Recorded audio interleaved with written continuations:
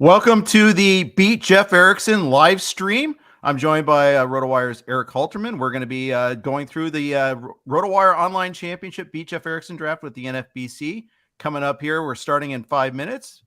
Looking forward to doing this. It should be a lot of fun.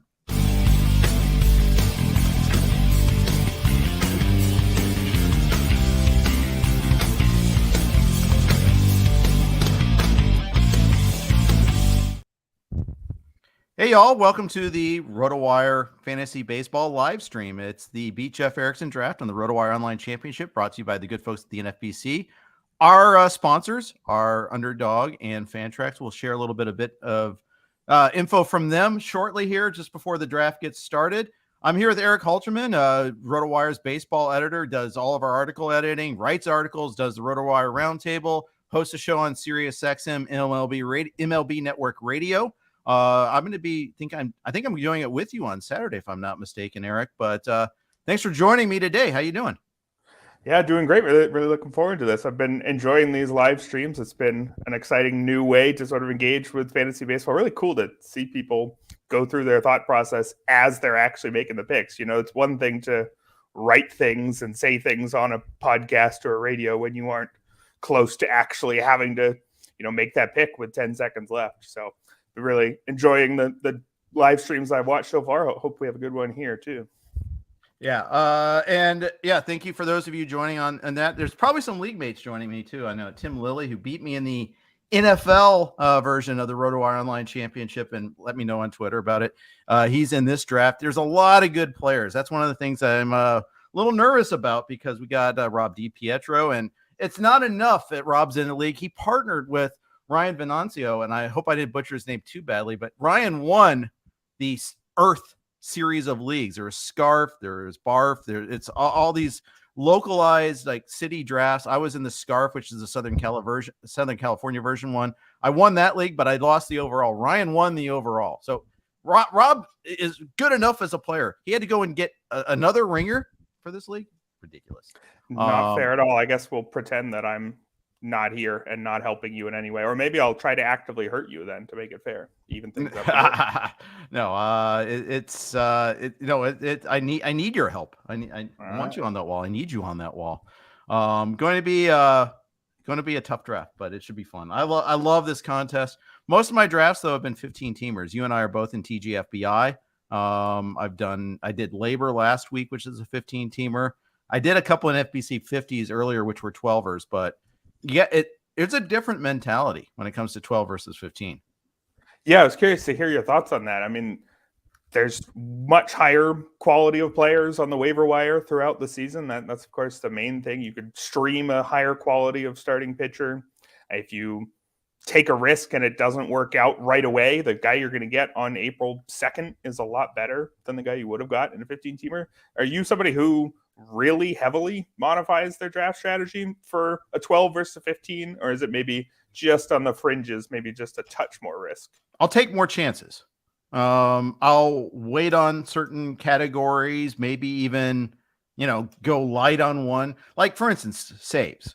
In a 15-teamer, you get behind on saves. It's harder to catch up. I can still wait on them, but in a 12, there's almost always going to be some pickups. There's going to be people that are occasionally they're going to they're going to drop an active closer, maybe not an active closer, but a guy that becomes the closer again, because you have to make harder decisions on cut day. So yeah, it's a little bit tougher there. Right. Yeah. Especially these days with not 30 true closers. We have maybe 20 to 22 that we think we're pretty sure. So you can get two closers here. Do you set out in a 12-teamer saying I'm getting two closers, whereas in a 15-teamer, maybe I have to deal with 1 3/4? I think I'm almost certainly going to have two closers, but I might be my ninth. My second one might be my ninth pitcher, depending on how early I get my first one. If I wait on a closer, I'm almost going to get two of them sooner, maybe even a third sooner. But if I get one of the elite top 5 closers, then I'm almost certainly going to wait on the second one. That makes a lot of sense. So you said you're picking 5th here. Did you put that high up in your KDS? Are you my second choice? Yeah. So you actively wanted to be in the middle of the draft, or did you just want to be at the end of that top tier? Both in this case. In the 12, it serves both purposes, right? I think I'm very comfortable with Tucker at 6 if that was the case, and I love being in the middle, generally speaking. And I'd also happen to say that you know what, I think there is a clear top 5, but I also love just being in the middle of drafts. It's just I feel, and especially in a 12er, you're not going to really miss. You're really rarely going to get screwed on a run. You might get aced out on a player or two. You will, in fact, but you're not going to get destroyed by a run. Where if you're at one of the ends on a 15-teamer, you can just get clobbered by like an aces run or a starting pitching run, or a closer run, or whatever the case may be. Or it can even be stolen base guys at one point in time. All these things are possible. Yeah, I don't mind being able to make 2 picks at once if I'm stuck on the end, but I think, like you said, a lot more freedom to maneuver when you're in the middle. So we're underway here, right? We're pick number 1's on the clock. Who do you think is going number 1? And by the way, this is the Mad Russians. I've played against them multiple times in Vegas. They're great players. I don't have a clear number 1. In fact, we had a recent roundtable ranks, right? And one of the debates is I had Turner ranked number 1. I think Clay had him number 3. You were going to have us debate that. And I'm like, I don't really feel that strong. Yeah, that's why I've been going for number 5 at the top of my KDS, because I really think that the top 5 are pretty flat. And I would actually rather pick in the back end of that top group, because even if I have my preferences, they aren't strong. Yeah, exactly. Exactly right. So we saw Acuna go second. He's been going first. We had Greg Ambrosius on the radio show today. Darn, I was hoping to get J-Rod, but yeah, I knew better. But he was saying that we saw more Acuna at number 1 over Turner lately. Not totally surprised by that, but at any rate, here we go. Jose Ramirez went 4. It was low-key my target there, but I don't have any Aaron Judge yet. Now I do. I was wondering if you're going to go with the all in on the biggest bat there, or probably the best balanced outfielder in Tucker, but it's definitely Judge for me. I think 5, and then Tucker 6. So Judge for me is actually at the top of that top tier, but I don't have him necessarily way out in front of the pack at number 1, like we just talked about. Right.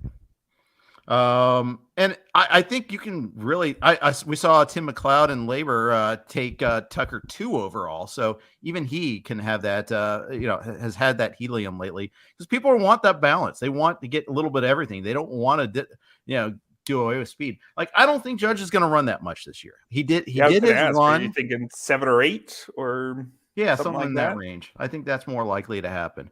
So it's okay. I mean, I'll just have to be cognizant of that later on in the draft. So you say later on in the draft, that's one thing I've been thinking about lately, is how many rounds are you supposed to go before you really start thinking about team construction? Obviously, it should enter your mind. If you're completely ignoring it right away, you're probably doing something wrong. Right. But I try to, not go too far down my board in the first few rounds, because the gaps between players early on, especially are bigger than the gaps later. Especially in a 12, take the best players. I think you can overthink it in a 12. So you're not necessarily definitely trying to get some steals in here in round 2, I'm guessing, especially because, like we talked about, you're getting at least some from Judge. Yeah, exactly. So, yeah, and if I get like a player with 0, like Soto, who just doesn't run that much, fine. Well, I still have that, and maybe that's a bad example. Okay, if I get Austin Riley later, well, it doesn't bother me. Because that, or Yordan Alvarez, who's slipping here. By the way, Yordan Alvarez falling to 20 would really make me think hard. I have some exposure, but not so much in the NFBC universe. More so, like I got him in Labor, I got him in a score sheet league. I got to make sure that platforms are different. That I want some NFBC Alvarez, even with the bad news right now. Because it's not that bad yet, right? It's still. Just, we're holding him off for a few days. It could turn bad. But he hasn't started swinging a bat. I mean, that is a concern. It's not good news, but yeah. But it is February. Yeah, exactly. So there's no Alvarez. He often goes earlier. None of the third basemen other than Bobby Witt and Jose Ramirez, the guys who go around the 1-2 turn in a 15-team league, are all still out there. Yeah. Is that a position that you really feel like you have to be getting early on? If you don't get one of those first few, Are you in trouble, or are you content to miss out on these first handful of third basemen here? I'm not in the first 2 rounds. I don't care. I really don't care about position. I think you're loath to give up value, and you're going to have to make sacrifices. You're going to have to make adjustments all the time in drafts. What you really need to do is just find where that pocket of value exists, and just find like if you're going to wait on third baseman, you better know the third baseman around 200 that you like. Or if you don't, well, then you consider, then you push it up. But you don't have to worry about it in the first 2 or 3 rounds. You can still get a guy at 75 or 100 or 150 too. I mean, the fact is they're everywhere there. I mean, there's tiers for every position and every quantity, and you need to know them because the snake drafts are all about give and take, right? Especially in the 15 teamers, especially the main event, it gets so mega deep. Of course, you're going to have to make some tough calls. Well, you've got one coming up in 2 picks. It looks like maybe you could go pitcher if you want to pitcher this early. Alvarez question is going to be asked unless Team 6 takes them right here. Anybody else who's sitting at the top of the board right now? I mean, if you just go by ADP alone, I mean, Alvarez was answered for me. Okay, so I probably would have done it. Judge Alvarez would have been pretty sick. So pretty big bets. Yeah. I think I'm just probably going to go. You know what? I'm going to go Burns. It's okay. It's not really. I don't need to shock the world. I'll just value take it. I think this is as late as I see him go. And I kind of have a little thing in mind how I handle pitchers. What is that little thing in mind? Is it specific to a 12 or is this a general pitcher strategy? Specific to the 12. That I feel like if I get something at the top, I can wait for the next tier. I think I can go like 4 or 5 hitters now if I want. I might get an elite closer too, but all along I was kind of thinking if Burns falls to me at 20, I'd take him. He fell to me at 20, I took him. That seems fair to me. I mean, he's the quality of pitcher that we were taking 12 to 15 in previous years, right? I don't feel like the fact that Cole and Burns are almost always going outside the first round this year, I'm not sure that's totally justified, but I'm also not taking them at pick 10 or 11. So maybe I'm wrong. Yeah, maybe. But I mean, the thing that's interesting is that they didn't finish top 10 last year. But they're always close. They're always there. Cole's always getting your Ks. I shouldn't say always with Burns. It's only been a couple years for him. So always is probably overstating the case a little bit here. Yeah, there's definitely no pitcher this year who I think has a case for a top 3, top 5 pick like we'll often see. But I wouldn't be surprised at all if those guys keep moving up into back of the first round. Yeah. I did even see Spencer Strider went before Corbin Burns in my TGFBI league today, which is a surprise. But which is funny because it was the opposite thing happened in my TGFBI where he went at like pick 39, which is the latest I've seen him go anywhere. Yeah, I mean, he's such an exciting talent that you're going to get 1 out of 15 people wants in on him earlier. I assume you're probably writing off most starting pitchers at pick 29 when it comes back to you here. Yeah, probably. By the way, DeGrom went before Burns before Cole in my draft. He went like pick 20. It was interesting. I would have taken Real Muto had he dropped to me. Although I think getting an elite catcher is less. I think the separation is less of a factor in the 12s and the 15s. I don't mind Real Muto going there. Look at that. Turner, Devers, Real Muto. That's fun. Yeah. I like that. It's a pretty late Devers too, isn't it? Getting third base sorted out there, getting your steals from Turner and having already one of the problem spots down in catcher. Exactly. I'm a fan. But by the way, just for those in the audience, I'm drinking what's called Party Beer. It's a hazy IPA. They serve it at LAFC games here out in LA. So if you want to add in the chat what your beer selection is tonight, I'd love to know. Caring is sharing. I'm drinking coffee because I'm on air with my boss. I'm not your boss, dude. Okay. And you're 2 hours ahead of me too. That's true. So I can have my. So you need to stay awake. Monday beer. Oh yeah, that's the main goal here. Yeah, I'm a night owl. I don't mind. Are you a night owl? Yeah, definitely. So don't expect me to publish any articles tomorrow early morning. Copy that. Wasn't planning on it, so there you go. Spencer Strider just goes after Harris. That's a Braves run. Michael Harris, early in draft season, he was a bit of a hot button guy. I haven't heard as much like arguing about him on baseball Twitter lately. Where do you stand on him and his ADP? I am getting him a decent amount, especially early on. I just think the balanced package, power, speed, some average, he's got real question marks, but I've been happy where he was in drafts here. Yep. You're up here for pick 3. I am. And would have loved Harris here because damn guy that I get everywhere. I'm going Marcus Semien. I want some speed here. I like getting one of the better second basemen. He was a top 20 player last year despite a terrible start. I know some people don't like that pick. There's a risk of batting average, but man, I'm loving it. Yeah, I guess he's not old enough yet that we're really afraid of the speed, right? 25 steals last year. He's in his age 32 season. At some point, you start wondering about these 25-plus steal guys, but I think at 32, we can still feel like he's going to run, although I guess 25 is more than he'd had in a lot of previous seasons. But now the environment for running is even better. He seems like the type of guy that should benefit from it. Yeah. Yeah, so are you going all in on that? This is something I've been trying to figure out, right? With the additional rules that are going to add more steals, it's either going to be roughly proportional, in which case just draft the way you always have, right? Because everybody needs more steals and everybody's going to get 20% more steals. Or there's going to be a definite bubble somewhere, and if you nail that bubble, you could get a ton of extra steals. Are you drafting as if there is a definite bubble? I think that'll definitely be. We saw the minor leaguers have a bunch of a surge in stolen bases with the new rules last year.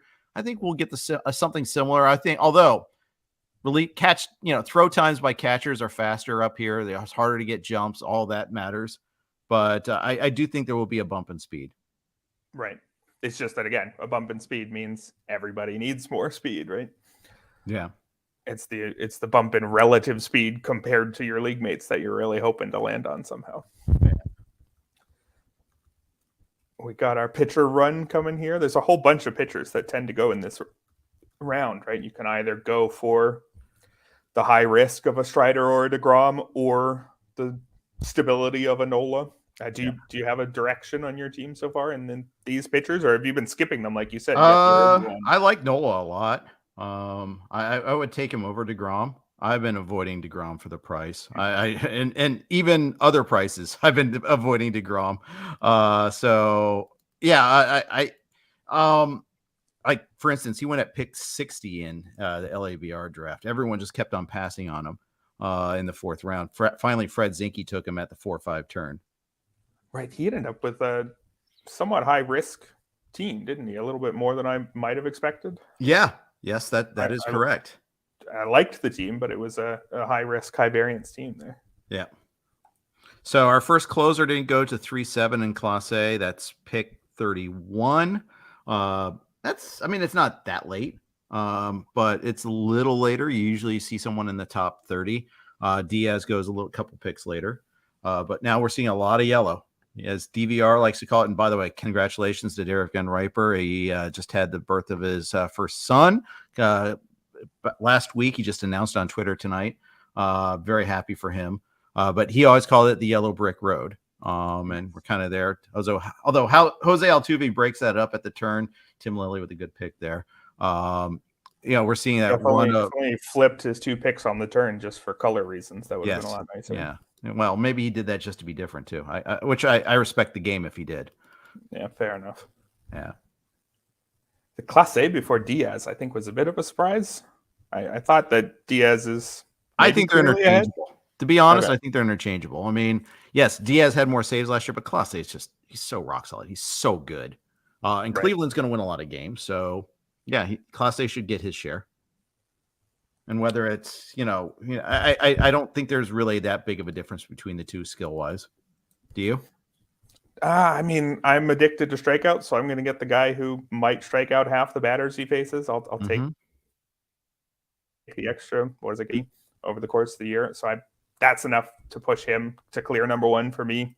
But I think that that's also a bias and maybe a slight weakness in my drafting, that I'm a little bit too strong in that way. So I should probably have them more or less back to back.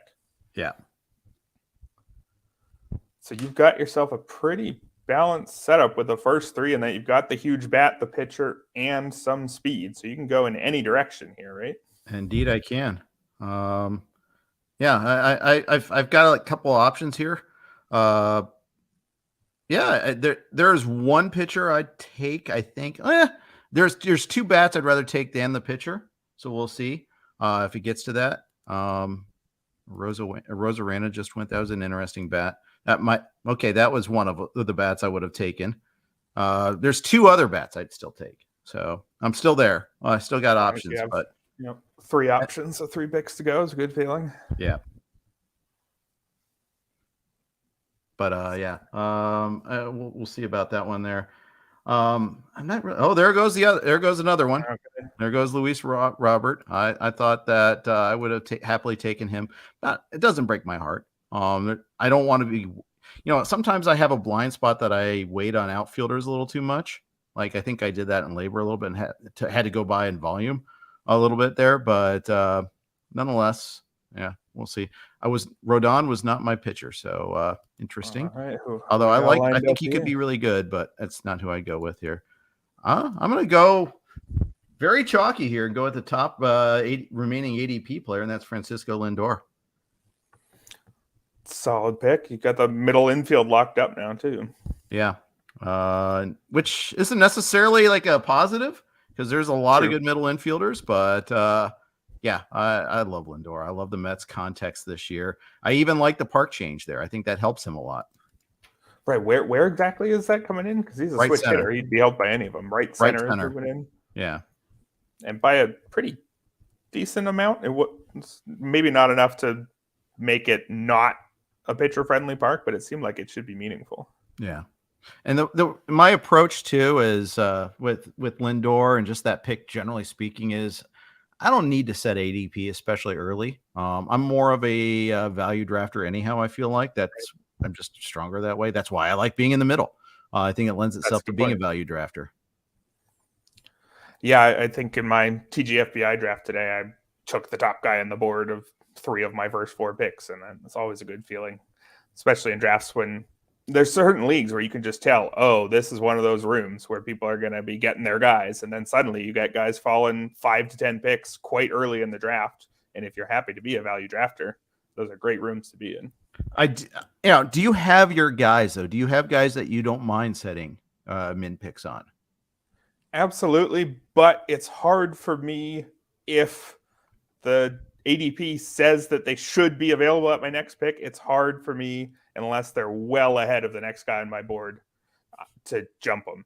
If for example, your next 2 picks right now look like they're 53 and 68. If the next guy on my board was at pick 70 or so, I probably hope, because what you're always doing is you're picking, the rest of the draft. Every pick you make is going to affect every pick you make from now on out. So I often try to think about, if I wait with this guy and I get sniped, I guess, if you can call it that, if I'm knowing that I'm waiting on him, I don't know if it counts getting sniped, but you got to just think about, if I lose him, am I happy enough with the other 2 guys? And if I'm happy enough, I think I'm always going to take the risk of trying to have that guy fall, but I'm certainly willing to jump a guy 15, 20 picks, I think. Yeah. And then obviously the later you get, the more you're willing to jump them. Oh, for sure. Yeah, if you ever look at like the auction values next to a ADP list, by the middle of the draft, we're talking 10 cents, 25 cents difference between players. There's maybe $1 or $2 for multiple rounds. So really, there's no reason not to get creative later on if you have guys you have to get. Exactly. So Kyle Schwarber just went a little bit ago. Verlander just went. I was considering Verlander last round, but given how I had an ace already, I wasn't that bad. But Kyle Schwarber just went. He ran last year. That one kind of threw me by surprise a little bit. Does he run again this year? I feel like this was like like a peak year for him last year, and I feel like he's a regression candidate. Yeah, I'm trying to look. Are there any reasons to believe did his sprint speed go up or anything? Doing a quick stat cast. Where did he sit? Because he did have some years early in his career when you thought he was going to be a terrible fielder, but he had one or two where he randomly was okay. So there's like some hidden athleticism despite the body type, but just 29th in sprint speed last year. It's actually a drop. He was 45th percentile the year before. So that certainly doesn't look like it's the start of sustainable steals to me. For a guy who never stolen more than 4 bases before, I'm not banking on it. Yeah. So I'm up now. You keep talking for a sec. All right.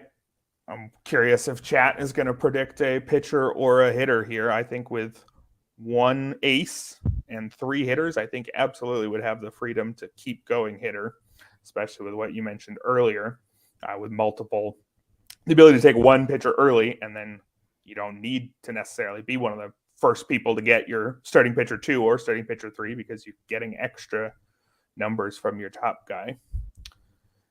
Yep, I'm going hitter here. This is a risk. This is definitely risky. I'm going Adolis Garcia here. Yeah, I understand I'm going to lose a little batting average here. I just like the production across the board. I think he's kind of a last of a category. Maybe there's another. There is one, but doesn't run as much. But I feel like I can balance like a little power speed combo later, or maybe power average combo later.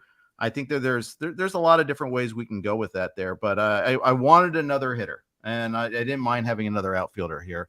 I feel pretty comfortable with the next tier of starting pitchers. I'll get one at some point in the near future. Yeah, pitcher starts to flatten out pretty quickly. There's that run of outfielders in the last round and this round with Schwarber breaking it up kind of humorously as the opposite player type. But Arozarena, Luis Robert, Cedric Mullins, and Adolis Garcia are all, to a certain extent, power speed guys. I don't know if you'd count Mullins as much of a power guy at this point. But so I really like ending up with the last guy in a group like that if you're targeting someone in that group. Obviously, the guys who go earlier probably go earlier for a reason, but none of them are without risk. And so if the knock on Adolis Garcia is, well, he's pretty risky, it's not as if Luis Robert isn't. Right. Will Smith goes. I was huge on Will Smith last year. I still like him a lot, but I also like the catcher pool a lot better this year than I did last year.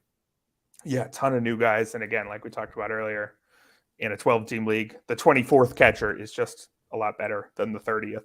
And the 10th is a lot better than it used to be in previous years, too. Yes. So even if you're the last person to your first catcher, you're going to get someone you're comfortable with. Yeah. So go ahead and make a run. I don't care. Yeah. Try me. Go on a run. I'm not really worried. Looks like we've got a bit of a closer run, or at least a couple closers going here. Yeah. I like both. Presley and Devin Williams. I like Presley a little bit better than Devin Williams. I like the Seager pick a lot. I have a lot of Seager already. Really thought that was a good pick. But yeah, I like that we're not going on too many huge runs here either. Yeah, I guess you'd rather see that in the middle because, like you said, you're trying to stay involved at every part of the draft. And if there's, 15 pitchers who go between your picks, that's not going to happen.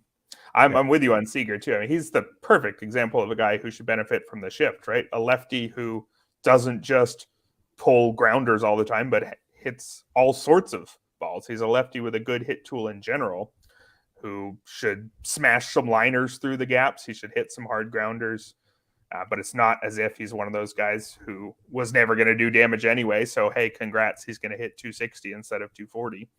He's just an excellent all-around hitter and a lefty. Trying to get him a lot of places this year. Yeah, exactly. Now I'm trying to throw a few guys in my queue. I haven't been very good about doing that already. And just in case there's like some weird sort of timeout, Corbin Carroll went. I got a lot of early Corbin Carroll. The price on him seems to be going up. And then Raisel Iglesias just went. Iglesias represents the last of the closer, that first top tier closer for me tier. I think there's a drop off after that. I kind of planned on swimming in that lower tier. I would have taken Iglesias had he gotten to me, but I didn't think he was going to get to me. So no regrets about the Garcia picks now, seeing that entire tier just went. I mean, there's a tiny smidge tinge of regret, but I already kind of committed to the strategy, and I feel like I'm pretty happy with. I'm building a pretty stout offense instead, and I contend that saves come in the league in the 12s a lot more than they do in the 15s. I have to prove it. I still have to go get them, but nonetheless, I kind of think that that's not a bad route to go. Because it's just much less likely that the next man up is going to have a spot on somebody's bench already, because there's just not that many bench spots and there's so many other viable candidates. You just don't want to stash a setup man. Exactly. That makes a lot of sense. Exactly. We just saw Zach Gallen go. That's a good pick to me, I think. Someone said Bautista's in that top tier. I think skill-wise, yes, but the health scares me. I think that's what I think that puts him in a different level right now. The fact that he isn't pitching yet right now, he was kind of sidelined by some of the stuff that slowed him down last year a little bit at the end of the season. That bothers me. He had an entire off season and he still hadn't fixed that there. I'm going starting pitching here. I'm going to go get my second ace in Alek Manoah. Had a lot of them here, a lot of them in last year at this spot. He's not going any earlier than he did last year, Eric. I'm a little surprised by that. Is it just that the K percentage isn't high enough yet? I mean, I am not an Alek Manoah guy, so I'll be curious to hear. Why aren't you an Alek Manoah guy? What's wrong with you? I'm just kidding. Look at his underlying numbers: 23% strikeout rate, it's entirely average. 6.5. Well, it's the whole picture. 6.5% walk rate. That's good. Give him that. But then his ground ball rate in the high 30%, that's pretty mediocre too. If you look at guys with those underlying numbers, they don't tend to reliably produce great ERAs. You look at some of his ERA estimators last year. I guess FIP was pretty good, 335, because it didn't result in homers, that low ground ball rate. But say xFIP, which uses fly ball rate instead of homers, 397. Sierra, 385. Maybe I should have more faith in the actual ERA, given that he was, quite good last year too, 322. But I just see a guy who hasn't been in the league that long and is dramatically outpitching his peripherals. We've seen so many of those guys, and most of them fall back to the peripherals pretty quickly. So I haven't been able to justify Manoah going where he has, but clearly he's got a lot of fans who see something that I'm not. Yeah, I mean, I see him rising in big occasions. I see the size and the velocity is strong. I don't think he's at as much risk to get hurt. I sometimes think that pitchers that may pitch slightly fewer K percentage than their stuff and size and expectations would dictate actually kind of throttle it down a little bit. That's my theory. And in order to stay healthy, I could be wrong about that theory, but I feel like he's suited to pitching in that sort of manner. So that's why I'm less concerned. I think that's fair. It's just, I wonder if he settles in as more of a very, above average innings eater, a good number 3, rather than a ace number 2 type, like his early ERAs are suggesting. But I think I'm probably being unfair to him, given that his strikeout rate as a rookie was almost 28%. So it's not as if he has never shown strikeout stuff. I think I'm too low on him, but I doubt I'm going to come up enough to actually get him. Fair. That's fair. I'm loyal. Yeah, I had him in both mains last year. He was very, very good to me. I mean, it's hard not to be, right? Even if we know that, that's not exactly a logical way to draft. How can you not? Yeah. Jason Jablonski makes a good point too. Toronto pitchers should benefit with Varsho and Kiermaier in the outfield. Yes. That is one of the things that they made a point of improving their outfield defense this offseason. And their outfield is also it's asymmetrical now. It's not, and I think that was kind of by design. They wanted to improve their outfield defense, and meanwhile, maybe make it harder for visitors a little bit. Yeah, and I guess I don't know when are we going to know exactly how much it's going to change the park factors. A lot of it seems to be moving stuff in, but then also moving the walls up. It seems like it's going to benefit hitters, but not exclusively all hitters, and certainly not every batted ball. So this could be one of the tougher ones to parse this year. Yeah, for sure. So that is definitely one of those where I'm, I am pretty, like I said, I'm pretty optimistic about him. So, all right, I'm up again. And I was kind of sweating this pick. I'm taking Sal Perez. I think he's underrated this year. I know his ADP is slightly below Adley Rushman, although I'm taking him before Rushman here, and Rushman also fell. But I mean, I think, a year removed from the injuries, I think he gets a lot of that power back. I was pretty psyched to get Perez here. Yeah, I think that's a good value. I think all of the early catchers have seemed more or less fine where they're going. I don't think anybody's pushing up too far, given that this is a 12. I think I would happily have taken Perez there. I'm also on him over Rutschman, not necessarily by a lot, but if both are available, I'd be taking Perez. And it's just so real, that power. Granted, he's probably not going to hit 48 again, but if you know that you want a lot of homers from your catcher, he's as good a bet as anybody, even the guys going ahead of him. Yeah. There is one that got away from me, and I kind of went away from myself. That was Eloy Jimenez. I love Eloy, and I was a little bummed out when he went. That was a guy that I really thought that I would be able to get on the comeback and didn't. When I took Manoah, I mean, it cost me Eloy is immediately the next pick after that there. The thing I love about Eloy is he's a high average power guy, and those are harder to find as you get deeper into the draft. And I have some batting average risks on my team, namely Adolis Garcia. I would say he's not just a risk, he's a known negative batting average guy. Right, and your only definite strength in batting average before that was probably Aaron Judge. Semien and Lindor are unremarkable there. Sure. So that is, if I have, that is something to be cognizant of later in the draft, is like, okay, I need to kind of keep an eye out on batting average, because it's not like this is a standalone league where I can start, I'll punt it. You can't do that here. There's an overall component. A lot of our entry fee goes towards that. So yeah, don't do that. Yeah.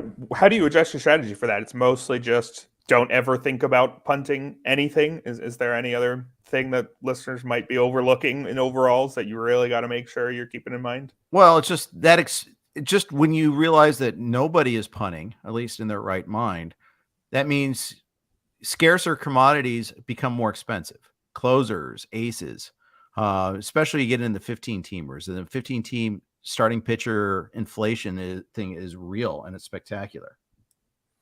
Right, and that probably also explains the early second round Edwin Diaz's you'll get sometimes too. Yep, more so last year than this year.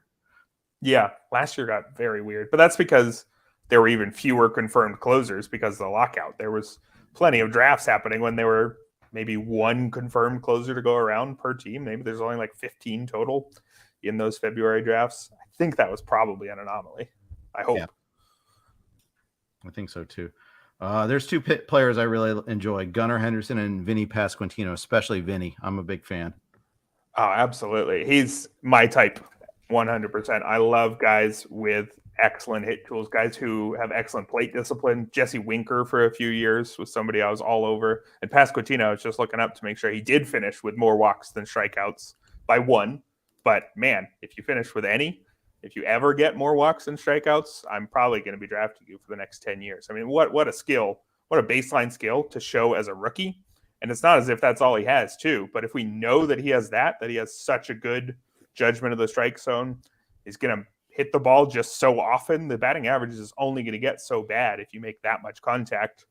Maybe there's a risk that too much of that contact is on the ground, but 12-degree launch angle last year, I don't think there's Eric Hosmer risk with him. I think he's quite possibly at the start of an excellent and very long career. Yep. And the top half of that Royals lineup's pretty fun now. We'll ignore the bottom half here. But yeah, I'm excited about the top half of this Royals lineup, and they have a real pitching coach now. Maybe there's some reason for hope in this franchise. True. Yeah, we've got project against righties: MJ Melendez, Bobby Witt, Salvador Perez, Vinny Pasquantino, and then, hey, Kyle Isbell. So yep, bit of a gap there. Mind the gap. Yep, absolutely. I have got a couple players in mind for this next pitch. It will be a hitter. If I get one of those two guys, I will be keeping batting average in mind. The only thing I don't like is one of them would tie up some positional scarcity for me. But so be it if he comes to me, and that's Xander. And then the other is Jose Abreu, I think, but I think he fits a need. And believe it or not, first base is not as deep as you think. I like some of the next tier of first basemen still, but point is, like, you can get two. So right. I think those two are my targets. And then Teoscar is always there. He's a good friend. I like Teoscar a lot too. There's Abreu, so no longer a target. Yep. I don't know if Darkness on the Edge of whatever his name is too long. It's runs off my draft tool there, but Team 7 or Team 6. I don't know if he's paying attention, tuning in, and he plucked him. Hearing me that, if so, well, shame on me. I'll take Xander Bogaerts. I don't love the ballpark, but man, hitting at the top of that Padres order, he's going to score a ton of runs. I still think he addresses batting average a lot for me there too. Yeah, unless you're really worried about XBA. I don't know how much attention you pay to that, but he's 259 last year, just really a 307 batting average. His batting average was inflated by a 362 BABIP, so it should come down. The projections, though, are calling for more or less in the 270s, which actually would be his lowest mark since 2017. So maybe he's shown a skill to sustainably outpace his expected batting average there. I have to be careful about flaunting the projection systems. I mean, sometimes I've been right about doubting them. Sometimes they get Kyle Hendricks right. But that's on the pitching side of things. Eventually. Yeah. But yeah, they were wrong for 5 years before they were right. So you can look at it that way too. Yeah, Bogaerts, he's the textbook kind of player that I probably rate too lowly in drafts because I spend a lot of my draft prep looking at things like XBA and barrel rate and hard hit rate and strikeout rate and the underlying numbers like that. And I sometimes can forget about lineup position and team quality. I think of those as tiebreakers, but they can be more than tiebreakers in a case like Bogaerts. Maybe they only show up in the runs and RBI category, which can be harder to predict. So I spend less time thinking about them because I think I can get homers and batting average. I think I can know more there. But like you said, a guy who's going quite possibly hitting at the top of one of the best lineups in the game, and the Padres may well have the best lineup at this point, at least once Tatis comes back. I think that's definitely a pick that I should like more than I do based on my own rankings. Yep, exactly. So, it's fun to kind of play around with that. And, I always find that they're informative. They help you like find guys that you might miss or find a feature about a player you might miss. Wow. George Kirby getting some respect in this room. I almost always end up with George Kirby, not in this league. Yeah, gotta love. I mean, speaking of Kyle Hendricks, he's trying those Kyle Hendricks comparisons already. Did he have finished with a walk rate? It started with a 3 last year, Kirby. I think he might have. Yeah, it's just 4.1%. Just got over 4. Shame on him, but that's special for a rookie. Yeah, exactly. Tristan McKenzie. I just put him in my queue. He's out of my queue now. Good pick, fun guy, I think.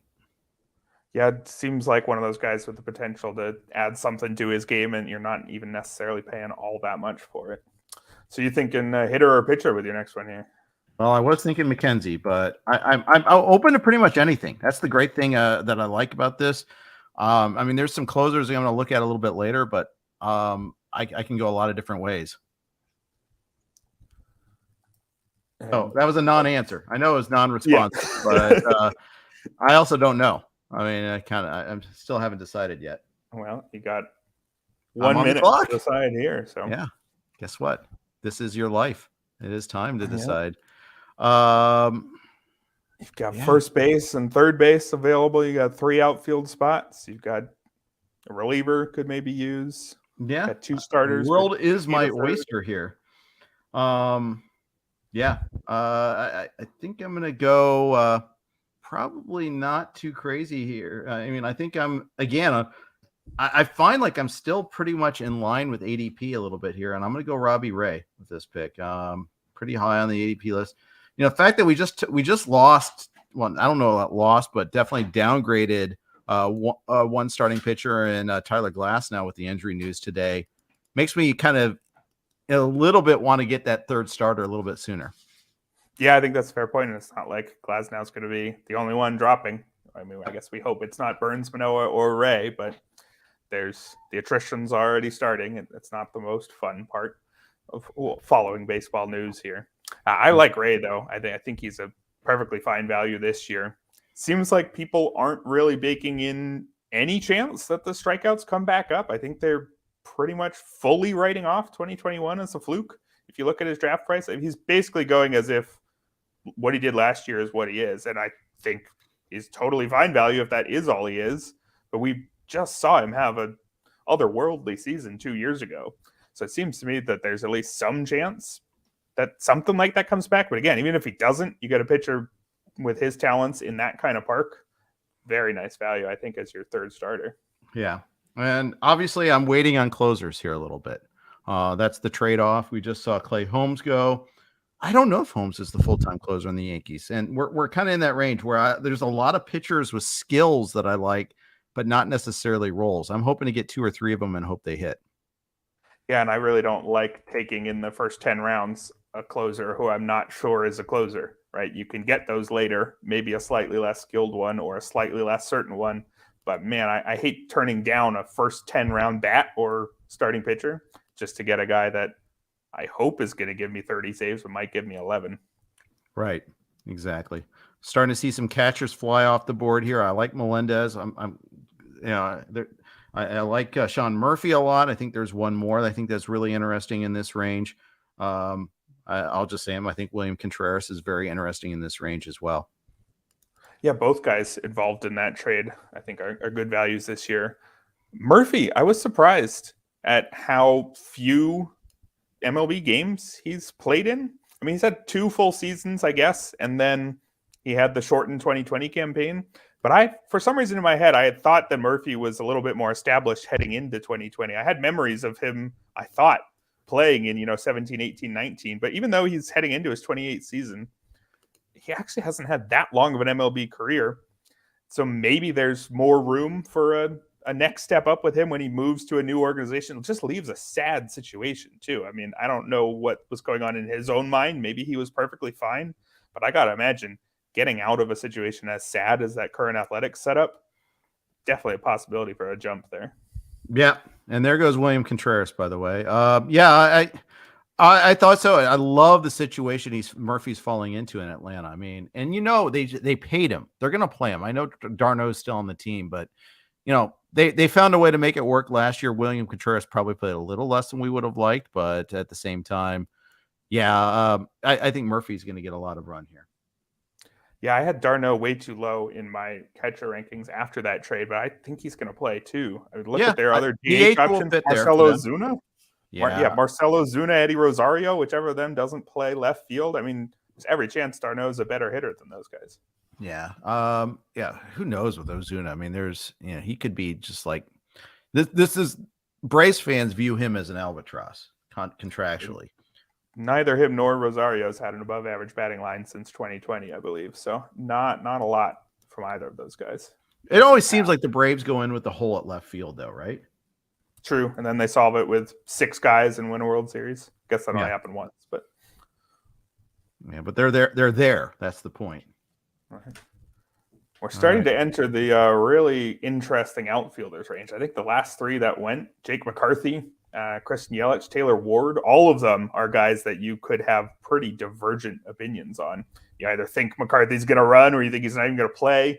You think I'm all in on McCarthy, by the way. Same, but I'm hoping it's not wishful thinking because his bat is not amazing. It's just I need him to run because I often don't have much speed before him. Yeah, exactly. You're up again here, having taken 3 pitchers. Am I guessing hitter here, or are you looking? You are guessing correctly on that one there. I actually was kind of hoping I was going to double up at catcher, believe it or not. And I was going to take Contreras had he fallen, but he did not fall. So now instead, I'm kind of I think this is a little reachy here. I think Andrew Vaughn's going to have a big year. I don't know if I could have waited on him, but I'm going to go ahead and take him now. I don't care. Especially in the news that Hoskins might not be ready for the start of the season. Vaughn is a guy that I'm kind of prioritizing in this tier.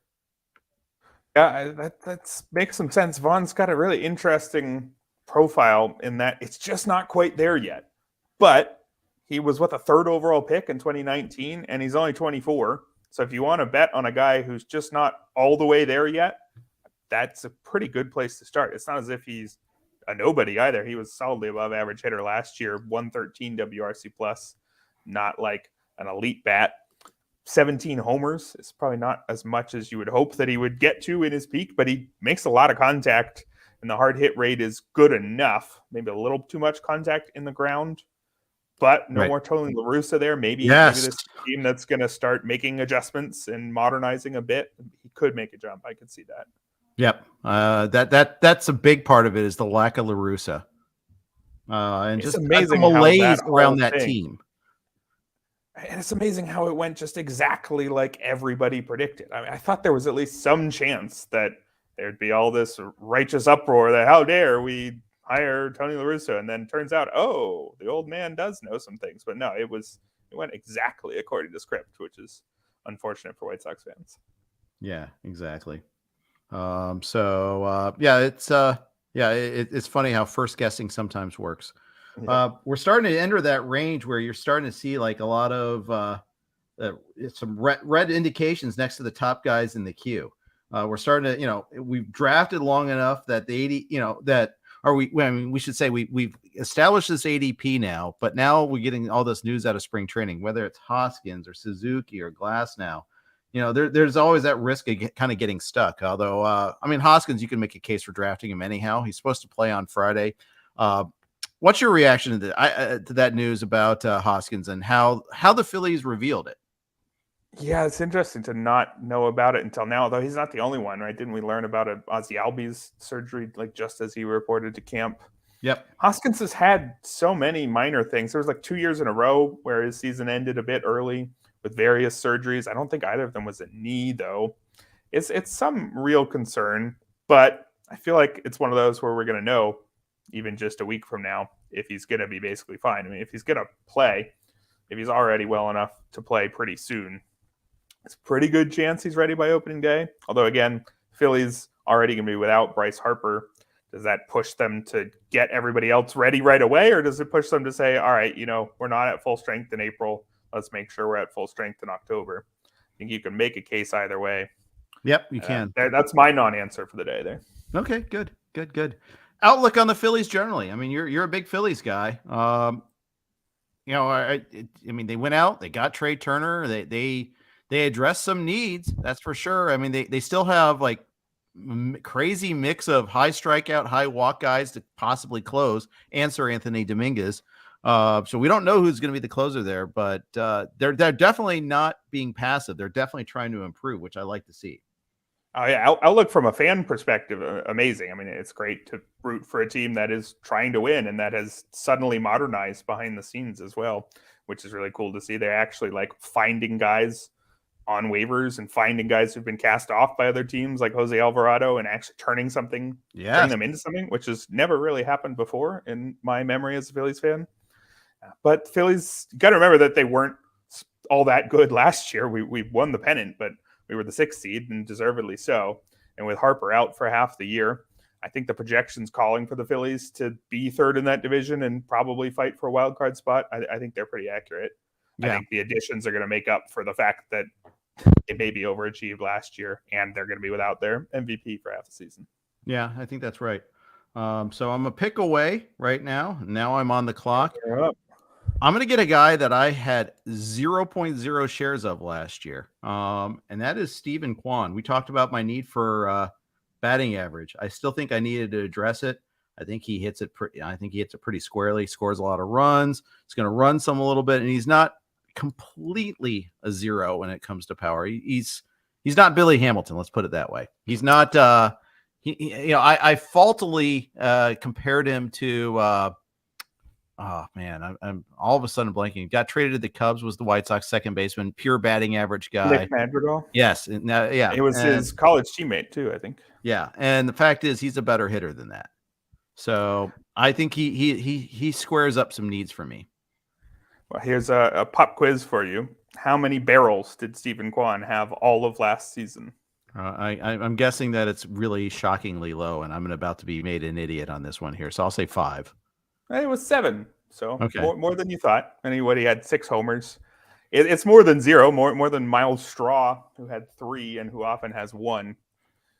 But yeah. I definitely wouldn't be expecting double-digit power from Kwon. Although enough doubles and stuff, all you really need is for him to be able to hit the ball hard enough that pitchers have to respect him. I think you see the guys who are all in on contact and absolutely no power, aren't even going to get a double. Pitchers just go right after him, and they're just going to, hit 270 with a few singles. I think there's probably enough overall talent there that Kwon can survive as somebody who is definitely contact way over everything. Yeah, I think so. I think he's fine. Yeah. Got to take care of some business here. We're going to share a quick couple of notes from our sponsor, so bear with us here real quick. All of our podcasts are sponsored by Underdog, and right now Underdog has the MLB best ball tournaments live. There is no better place to play Underdog Fantasy, the easiest place to play fantasy baseball. They have the Dinger, which has $500,000 in total prizes. In best ball, all you do is join a contest, draft your team, and that's it. There are no waivers, no trades, and no in-season management. Draft 20 rounds of players and get the best cumulative scores in your starting lineup. 3 pitchers, 3 infielders, 3 outfielders, and 1 flex each week of the regular season. Getting started is simple. Go to UnderdogFantasy.com, sign up with the promo code RWMLB, and not only will Underdog double your initial deposit up to $100, but you'll also get 6 months of our RotoWire subscription for free. Again, that's Underdog Fantasy, promo code RWMLB. Draft your $100,000 Dinger team today. Also, we're at the turn. I think I can squeeze this in here still too. Fantrax, who's been with us all draft season. It's the most customizable fantasy platform in the industry, offering the greatest fantasy experience for your dynasty, keeper, redraft, and best ball leagues. Coming from another service, Fantrax makes it easy. Fantrax can import any of your current leagues and customize if needed. Fantrax offers the most in-depth player pool in the industry, including minor league players. Do you need a customizable commissioner service for your fantasy league? Fantrax offers more customization than any other platform. Waivers, categories, scoring system, schedule. Fantrax offers custom solutions for all that and more, and it's all free. Sign up for free today and be entered to win an official MLB signed jersey from Vladimir Guerrero Jr. Simply go to fantrax.com/RotoWire and sign up today. That's fantrax.com/RotoWire. Fantrax, the home of fantasy sports. All right, I'm here with Erik Halterman. We are plowing through this draft. We are at the start of the what are we at? The start of the 12th round right now. I'm about 4 picks away from my next pick. While I was doing all those readings, anything catch your eye, Erik? Well, you are still without a closer, and I'm trying to figure out how many other teams have no closer and wondering if you're going to feel a bunch of pressure to jump on there soon. That's the only meaningful gap. I guess there's also third base. So if you have third base targets that you're definitely trying to jump in on, I would want probably 3 third base targets probably to feel safe, having not gotten one left. The funny thing is, those are the 2 areas I was thinking about. So you read my mind. Guess we're on the same page. Yes. Probably good. Probably transparently obvious that I haven't done that. And I hopefully I don't get punished for that. Actually, I don't think I can get punished for that. There's guys I like at multiple tiers in both of those spots. So hoping that, I'll be able to get at least a couple of them. So I feel pretty good about that. Right. So yeah, should be fun. I am up in 3 picks here, and fortunately, a couple guys, it's always I'm loaded at middle infielder. So I see Nico Horner go, who I like as a player, but yeah, that's a gift to me. That's one guy I was definitely not drafting, and you always like seeing that. Yeah, I mean, even if you need to fill that MI spot eventually, I think it's tough to fill it now for sure, because then you completely lock yourself out. Well, I already did. I did a while ago with Bogarts. Good point. Good point. Yes. So yes. The UT spot is what I should be talking about. You could fit him in, but could have done and all that. There goes Joan Duran. I always butcher his name. Would you have considered him there? Is he Absolutely. Enough of a closer for you as your closer one? Well, there's a bunch of high-skilled guys that don't necessarily have the job, right? He is one of them that I am considering at that spot. There are others. There are 2 others that I have above him for what it's worth, but yeah, it's definitely in the range. He's definitely in that range. Him and the 2 Seattle guys I'm thinking of pretty similarly this year. So Jose Miranda just went. That was definitely a consideration for me. I like Jose Miranda quite a bit. I have him in a lot of places. I'm going to take Scott Barlow here, though. I like Scott Barlow's skills. I think the new manager only helps him, doesn't hurt him. I am not afraid of Aroldis Chapman. This could be like, la la la, I'm walking into my death, but I am not afraid of Aroldis Chapman. I think he's toast. I think he's just done. I mean, maybe the new scenery helps. I hate how he walked away from his team in the playoffs of all times. Really ridiculous. I'm not worried at all about him. And maybe I should be a little bit, but I'm not. Quick interjection to ask you to scroll down so that the viewers can see more of the draft absolutely. board. I think we're blocking it now. Yes. But I agree with you on Chapman, especially now after his latest requiring stitches on a split lip and a cracked tooth after he slipped and fell at his house. I mean, not that that's gonna do you believe that make story? A big impact. I mean, exactly. With all of his baggage, is there what sort of percentage chance is there that is BS? No higher than 60. Yeah, something like that. And I think for him to take the job from Barlow, he would have had to have a smooth spring. I think the only way that he took it is if he looked like Aroldis Chapman and everything went normal this spring. And that's already not happening. He's already not having a normal spring. So I think it is definitely time. Anybody who moved Barlow a bit down the draft board, just tentatively a little bit worried about that. I think it's fine to move him back up to where he was before the Chapman signing. Yeah.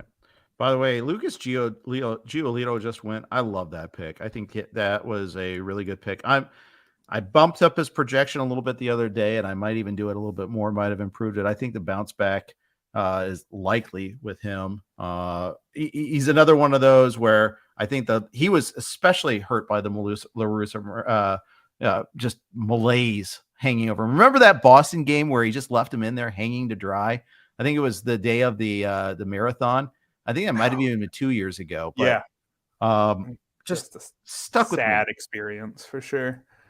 Yeah, and he was much better in his underlying numbers. He actually beat your earlier pitcher, Alek Manoah, in Sierra. Not that we're going to treat one advanced stat as gospel, but Giolito actually was at 379 there, and Alek Manoah was at 385. So a lot of the underlying numbers with Giolito said that he was worse, but not all that much worse. And for where he's going, he can basically repeat his strikeout, walk, ground ball numbers and just have better batted ball luck. And he's already a fine pick. And then if he gets back any of his previous talent, I think he really could be a good bargain. And that's coming from somebody who wasn't really a Giolito fan in past seasons. I thought he was often a bit too expensive. Yep, exactly. So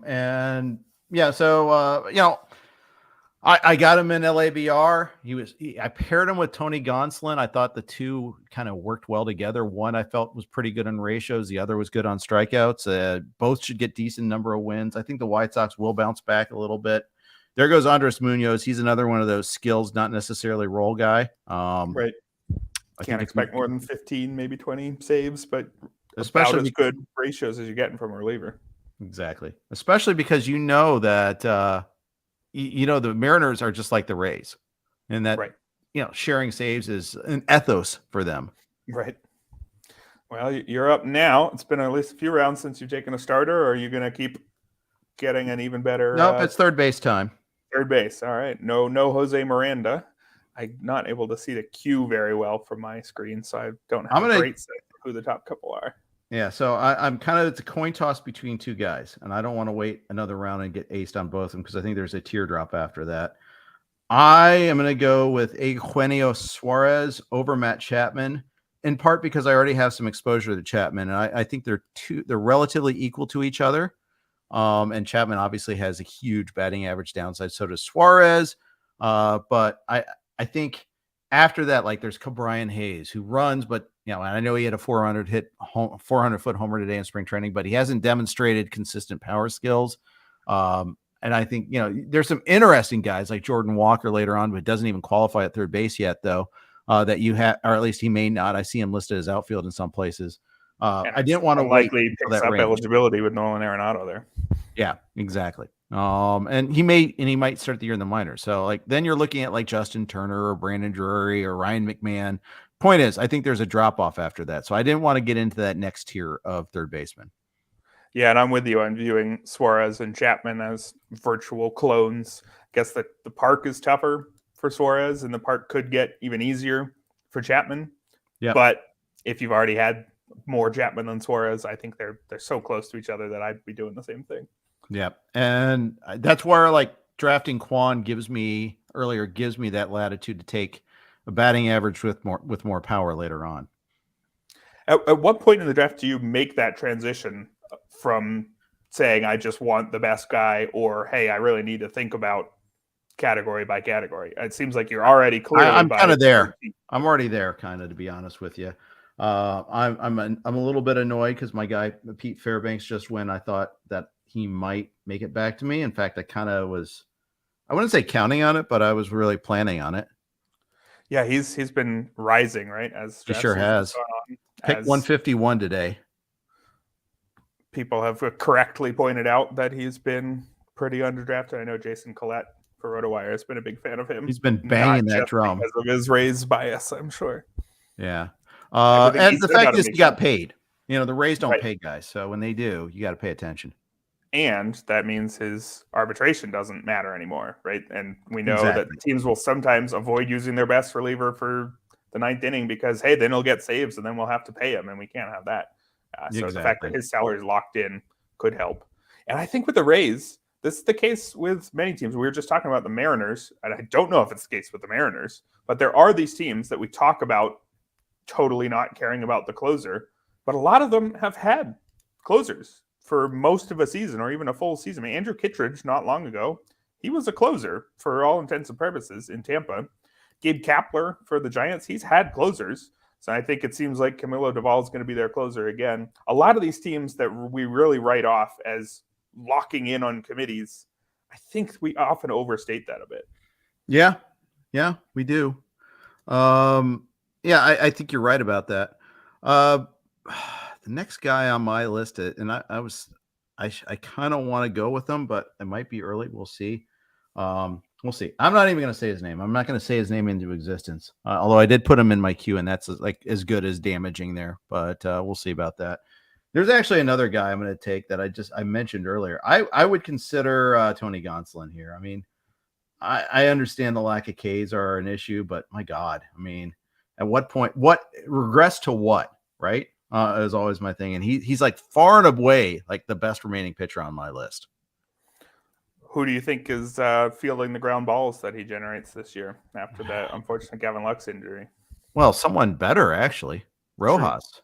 Although Rojas is dealing with a foot issue of his own. So, I mean, as long as Taylor's not playing shortstop, I think we're fine.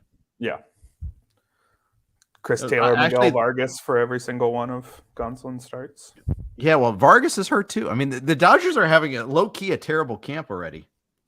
After a pretty unimpressive offseason too.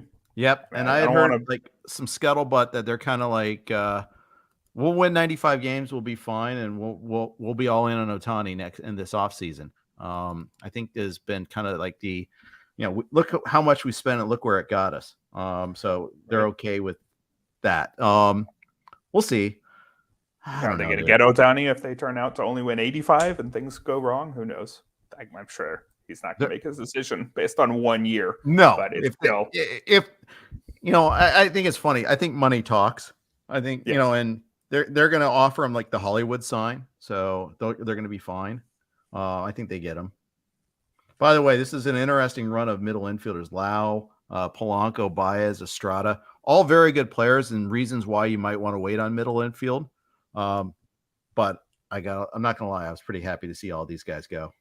Yeah, definitely what you want in that range. I love Brandon Lau this year. I think people are forgetting how good he was before last year when he was a bit injured, and when he was on the field, he was not at his best. But he actually, I think, cut his strikeout rate even in a down season. So I think there's some chance that if he's healthy this year, that he's a huge bargain. Yeah, I can see it there. Oh, there's Gonsolin. There goes Gonsolin. That's twice now I've talked a guy into existence, and then he's gotten taken. It's enough to almost get paranoid, but I'm the one that was the dumbass and decided to live stream this, so it's shame on me. Sure. You going with your next pitcher on the board then, or are you going back? Okay, I am going to go with this. This is a little reachy. I'm going to go with a possible closer on a very bad team. Alex Lange. I don't even think he's been named the closer yet. but he's clearly the best reliever in that bullpen, in my opinion. I like him. Yeah, so we'll see. If he does get named the closer, this feels like where he should be going. Yeah, it's a little reachy. And like you said, there's nobody else. But losing You went with Fairbanks him like over- that hurt me Yeah. a little bit. 'Cause Jose Leclerc might have been another option there if you wanted to He's relieve in her. my queue. I might take a third. And that's the thing. I waited on closer, so I might take 3. And that's okay. And then if and getting a third and allows me a little latitude to just cut bait if they don't get named the closer a little quicker, perhaps too. Right. What do you think Exciting about Oscar turn Gonzalez? there. Just went here. Well, I know there's at least one person who really loves him, but I am not a big Oscar Gonzalez fan. The batted ball data was just pretty medium. That's what barrel rate Jenstad was saying the other 7.3%. day. I mean, Yep. so who do we think he is? He's a medium power. He hit it on the ground a lot. Launch angle 5.4 degrees. That is Eric Hosmer territory. He didn't strike out that much, but it's not like he had an elite strikeout rate either, just under 20%, and he didn't walk. So I don't really know what I'm supposed to be seeing there that's his standout skill. I think he might be just a completely fine hitter who does a lot of things well enough and carves out a good career. Maybe that strikeout rate will come down. It was a little bit lower in the minors, but I'm just seeing a guy who's fine, and I don't feel the need to move him up my board or really target him that heavily. I don't think he's a terrible pick, but I just don't know what it is that's carrying that profile. Yeah, I feel similarly. I don't know what I can say about that. You kind of nailed it for me there. You're about to come up here again, and you might get that 1-2 closer run here. Yeah, if I want to go that route. I mean, there's other guys I like here. I'm finding this. See, there's a ton of starting pitchers I like here. This is instructive to why I want to make sure I fill up hitters early, because I find plenty of pitchers that I like in this range. There are fewer hitters that I like in this range. And especially in the 12s too. Other people pushing up hitters means there's even more guys falling in this range. And you only need to 8, however many of them you're going to end up with. So Exactly. So Jordan Montgomery just went. He's fine. I know he has his partisans. I'm not really one of them, but I'm not against him either. Kind of a lefty, younger Chris Bassett who went one pick before. Just fine all around. So I am probably going to go a hitter here, actually. That's not the hitter I wanted to take. That's the hitter I wanted to take. This guy, Mitch Haniger, comes up higher in my rankings than I think I should have him. But I look at his projection. I'm like, what's objectionable? And when that's the case, I kind of just have to trust it a little bit. Yeah, the objections would be the park and the health, but the skills, absolutely. And it's not like Seattle was a good park for him ever. Right.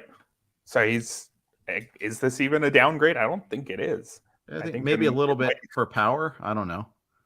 Yeah, I have to take a look, but the Mariners are right at the bottom on nearly everything. So yeah. Exactly. Jeffrey Springs goes right after. I love Jeffrey Springs. I think that was a good pick. When I thought about pitchers that I like in this range, he's one of them. Yeah, it depends. I guess at this late, it doesn't matter that he might get raised. He won 9 games last year.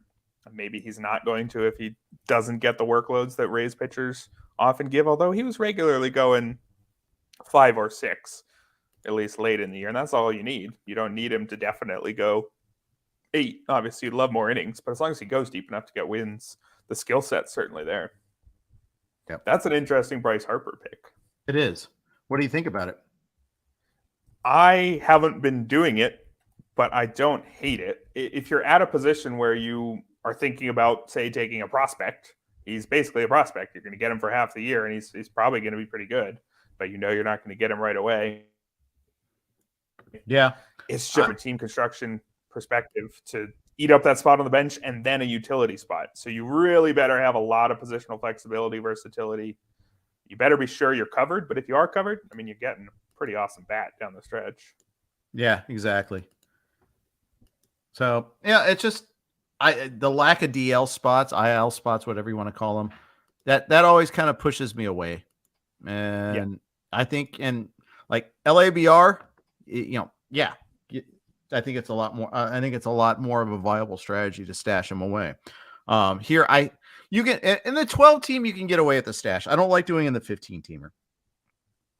Yeah, I think that's fair enough. One point that might make a stash more interesting this year is who else are you stashing? It seems like with the new rules about rookies, teams are calling guys up right away. I feel like in previous years there was 4 or 5 guys that you knew weren't coming up until June, but you wanted them anyway. They were going to be good enough that you probably wanted to roster them from opening day.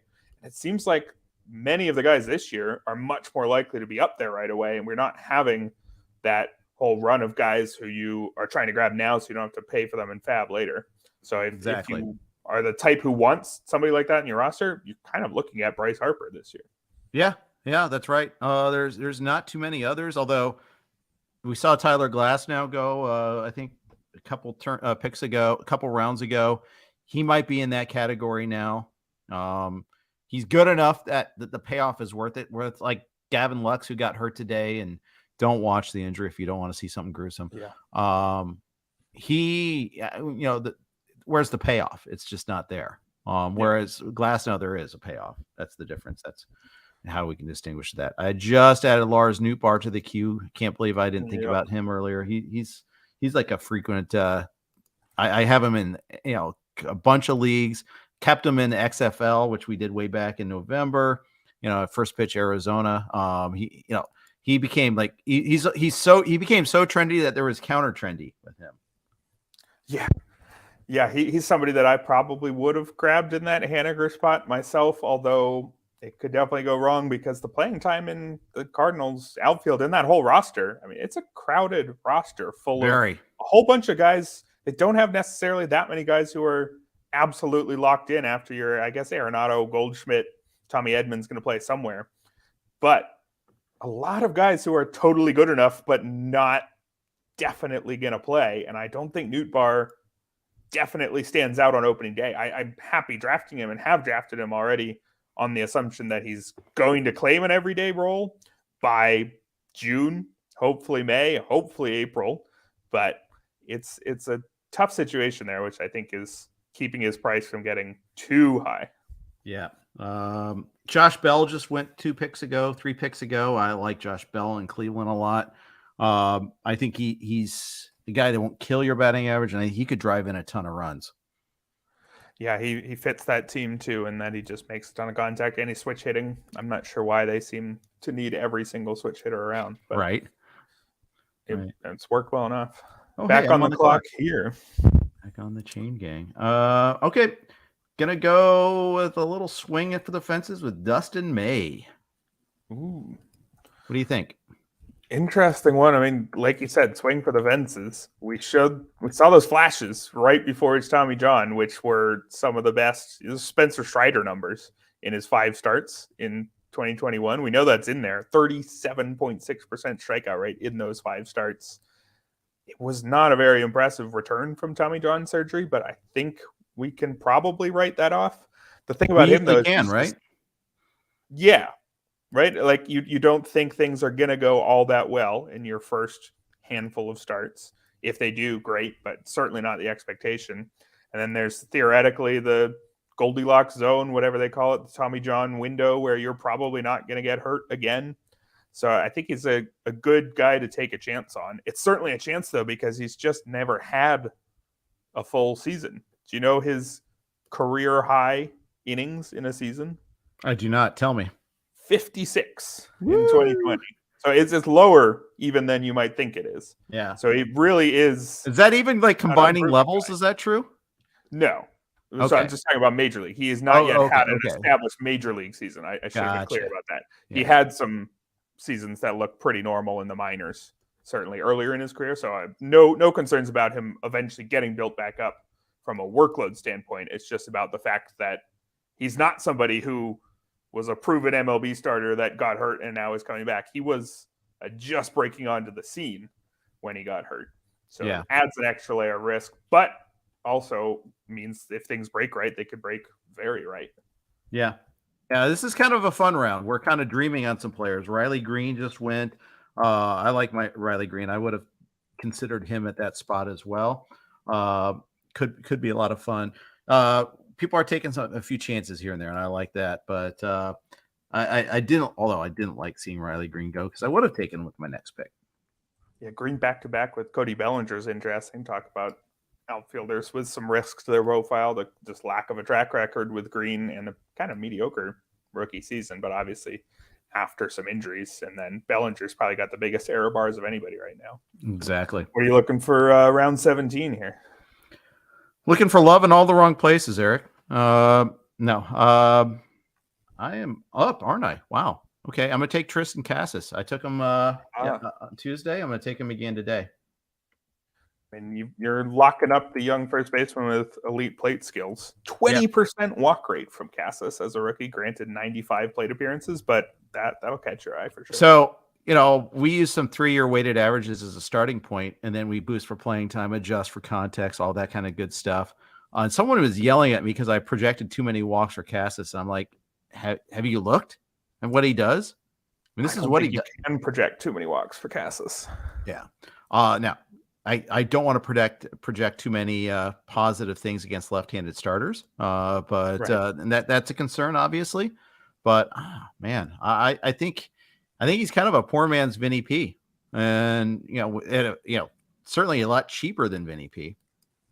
Yeah, some questions. How elite is his power going to end up? I'm seeing future 70s on his raw power and game power over at Fangraphs, but I'm not seeing any huge power numbers at any extended stop in the minors, although I guess he hasn't necessarily had extended stops in the minors. 13 homers in 77 games at AA in 2021, 11 homers in 72 games last year. There is maybe some worry that he is going to just not hit a lot of homers, despite maybe hitting the ball hard. His launch angle last year in that very small sample was very low, 2.2 degrees. But, how much are we reading into 27 games for that kind of thing? Right. I think in this range of the draft, getting guys with some clear skills and youth and prospect pedigree, I think you can handle some clear weaknesses next to those. Yeah, I think so too. So Reed Detmers just went. A lot of people, smart people like him. All the best people. Yeah, I could see that. I mean, he's got one very good game. The rest of his numbers were pretty mediocre by the end of the year, but he's young too. I thought he showed some signs in September. I thought that he was, after the send down and came back up, that he was a lot stronger. By the way, Seiya Suzuki's another fits into the stash category there after the recent news about his oblique and not pulling out of the WBC. Another potential for opportunity for some cheap stashing there. Yeah, waiting on the results of imaging was our latest note on him from this afternoon. So maybe there's some chance that it doesn't go poorly, but not optimistic. Right, exactly. Grayson Rodriguez still out there round 17. I guess 17 and a 12 is maybe not that much of a surprise. Yeah, I mean, I when he goes, I'm like, I probably should have done that, but I was focused on hitting at that point in time. I mean, he could be a top 100 player, or he could get 97 innings. That's the range with him. I think he's going to be very good. It's just a question of when.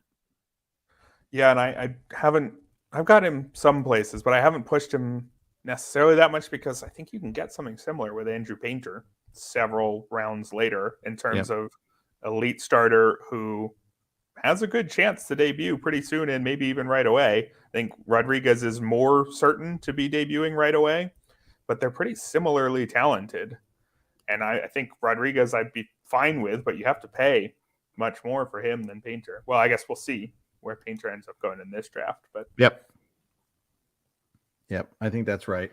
By the way, Edward Cabrera just went, and a lot of smart people are all over Edward Cabrera. I don't know if he wins that job, but man, a lot of people love him. Yeah, he walked a lot of guys last year, 11.3%, but still had an ERA of 3 and had a lot of prospect pedigree before he came up. Like you said, not sure about the job, though, because I'm also a Braxton Garrett fan. I think Braxton Garrett's numbers last year were very interesting. Yeah. I think at this stage of the year, I think I'm fine drafting either of them. I think all 6 of the Marlins starters have a good shot at 20 starts this year, whether that's through using a 6-man rotation early or just somebody's going to get hurt at some point. Yeah, I kind of wish they didn't sign Johnny Cueto. He's kind of the fly in the ointment. Yeah, that was a weird one. I guess if they didn't do that, then they might still have Pablo Lopez. And I'm not sure if that ends up as a better team, but he was definitely not the landing spot I would have guessed for Cueto. Yeah, I was a little surprised by that, but I mean, the fact is they traded away Pablo Lopez to go get Luis Arias, and I kind of thought they overpaid for Arias. I think he's going to get, I don't think he's going to play 150 games. They protected him a lot by playing him at first and DH a lot. And if he has to play second base on the regular, I don't think that's a good result for Arias. And then again, Lopez gets hurt all the time too. So I mean, I guess there's a trade-off there. Right. Not the part of the draft where it matters, but Arias at second base and no more shift is definitely contributing to me being a little bit down on Sandy Alcantara this year. If you ground balls are part of your game, and that's it's a good point this year, I am a little bit behind the pack. There. Might make you more bullish on drafting Arias in terms of batting average. If it's possible for him to even be a better batting average profile, well, there you go. Yeah, maybe he's hitting 360 this year. We'll see. Yeah. Career 314 hitter. We don't get many of those these days. No, not so much. So we'll see. Going on with him there. Laureano just went. Benintendi.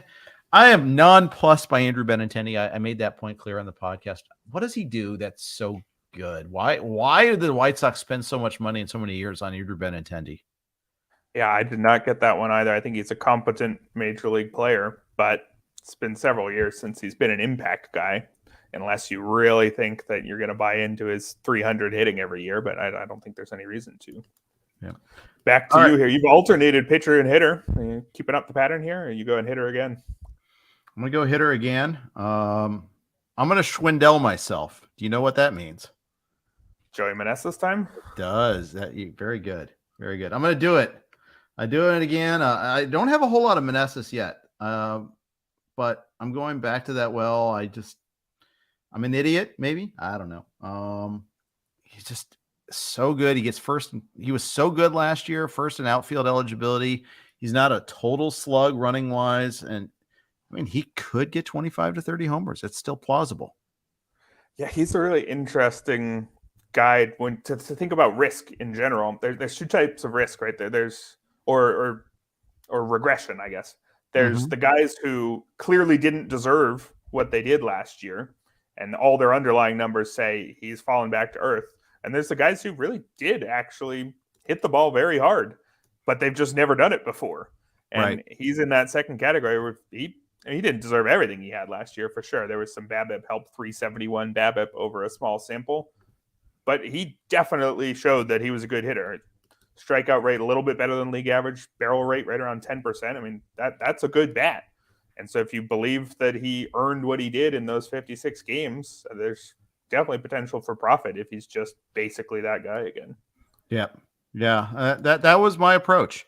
That's why I got him. So there you go. Some pitchers that I like going by the boards now. The Grays, John and Sonny. I like them both. I don't like Flaherty, but then again, the price is fine. With that, especially at 12. Yeah, I can't object too much with that. I just think shoulder, I'm just done with Flaherty. I mean, I get frustrated with his usage, but the price was definitely right. Yeah, I think Patrick Sandoval is a good pitcher, like that one. Interesting to see him 2 rounds after Reed Detmers, his teammate there. Yeah. Wow, that flew by there pretty quickly. It's quite a fast draft tonight. Yeah, as always, the NFBC folk get it done. I gotta say, no, they are not. All right, let's go for let's embrace the unknown here. I want to go a little Senga here. I like it.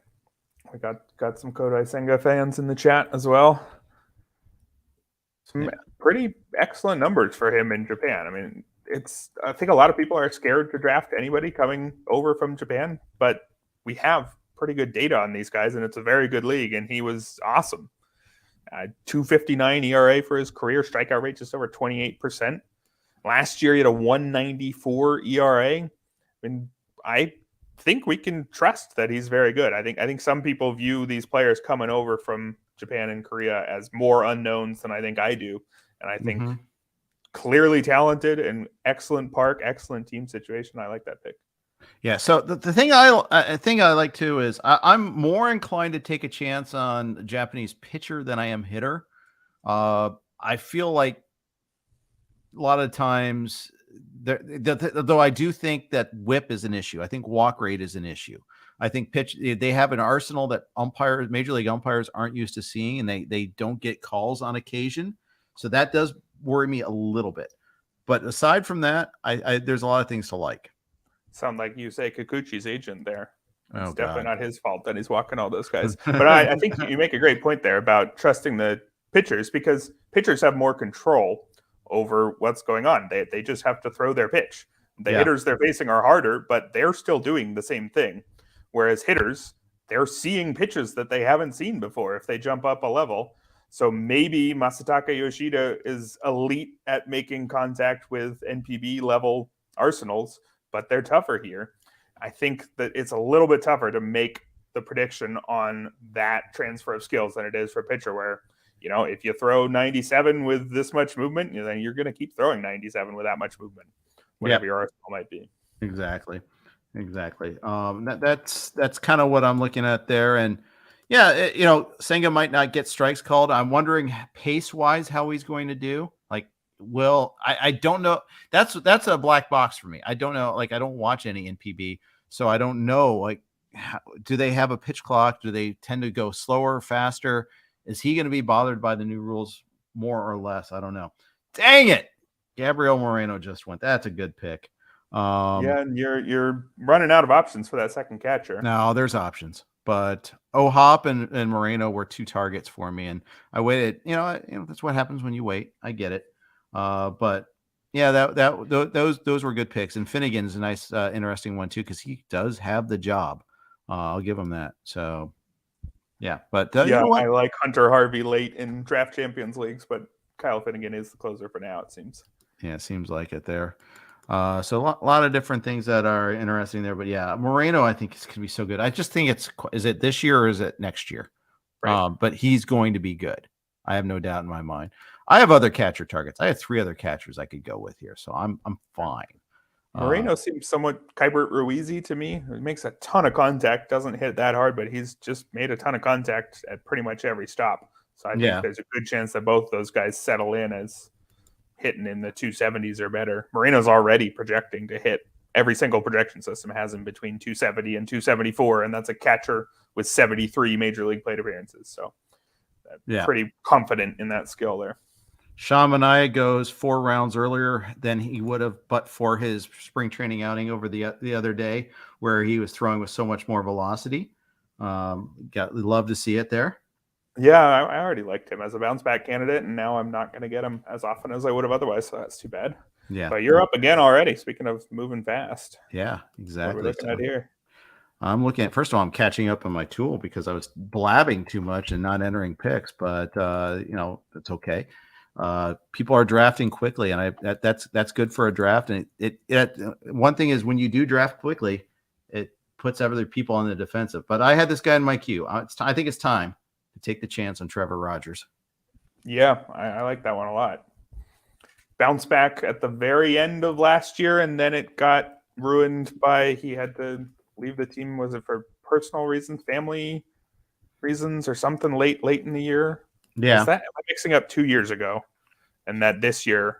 I think you are mixing up 2 years ago, but yeah, it doesn't matter. That's what it was. This year he did end his season in mid-September with lat discomfort, which cut short what seemed like him finally figuring things out. I mean, he had a pretty bad several months, completely lost his changeup, seemed like, which was his main pitch. But he's so young, and he's been quite good not very long ago, and it looked like he was getting back there. I think he could be one of the steals of the draft if he stays in this range. Yep. Like Garrett Mitchell just went. I liked him before he had the 2 homers the other day, but I like the speed option there. If you're looking for late speed, I like that.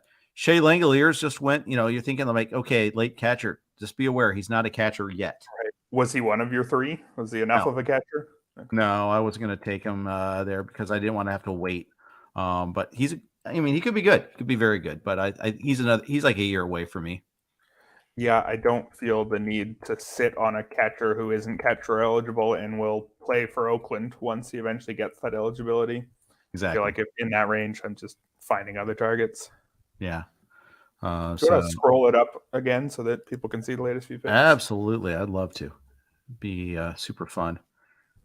Andrew Painter. Yeah, that's a good pick. And that's a 243. I think in a 12, that's fine. But it is early. I early in a 15, it's just fine in a 12. I think it's fine. I had him in about the 280s, and I was getting him there, and I'm not getting him there anymore, I don't think. Yep, exactly. Jonah Heim just went. That's fine. Is this time to solve your second catcher? Or are you going? No, the 3 are still there. The Erickson 3 are still there, so I'm going to wait. I'm going to go with an actual DH at DH. Wow. You know who that is? Did I miss Martinez going by? I don't think I did. There you go. Yep. JD Martinez. I don't love doing it, but in a 12, I feel like I can get away with it again. The other thing, just trying to look at it. If you have much positional flexibility, not a ton. Meneses and Andrew Vaughn they're both first base outfield. So you want to just make sure you have enough if you're going to go with the UT only. But so I'm going to have to get another outfielder for sure on my reserves, but I always do.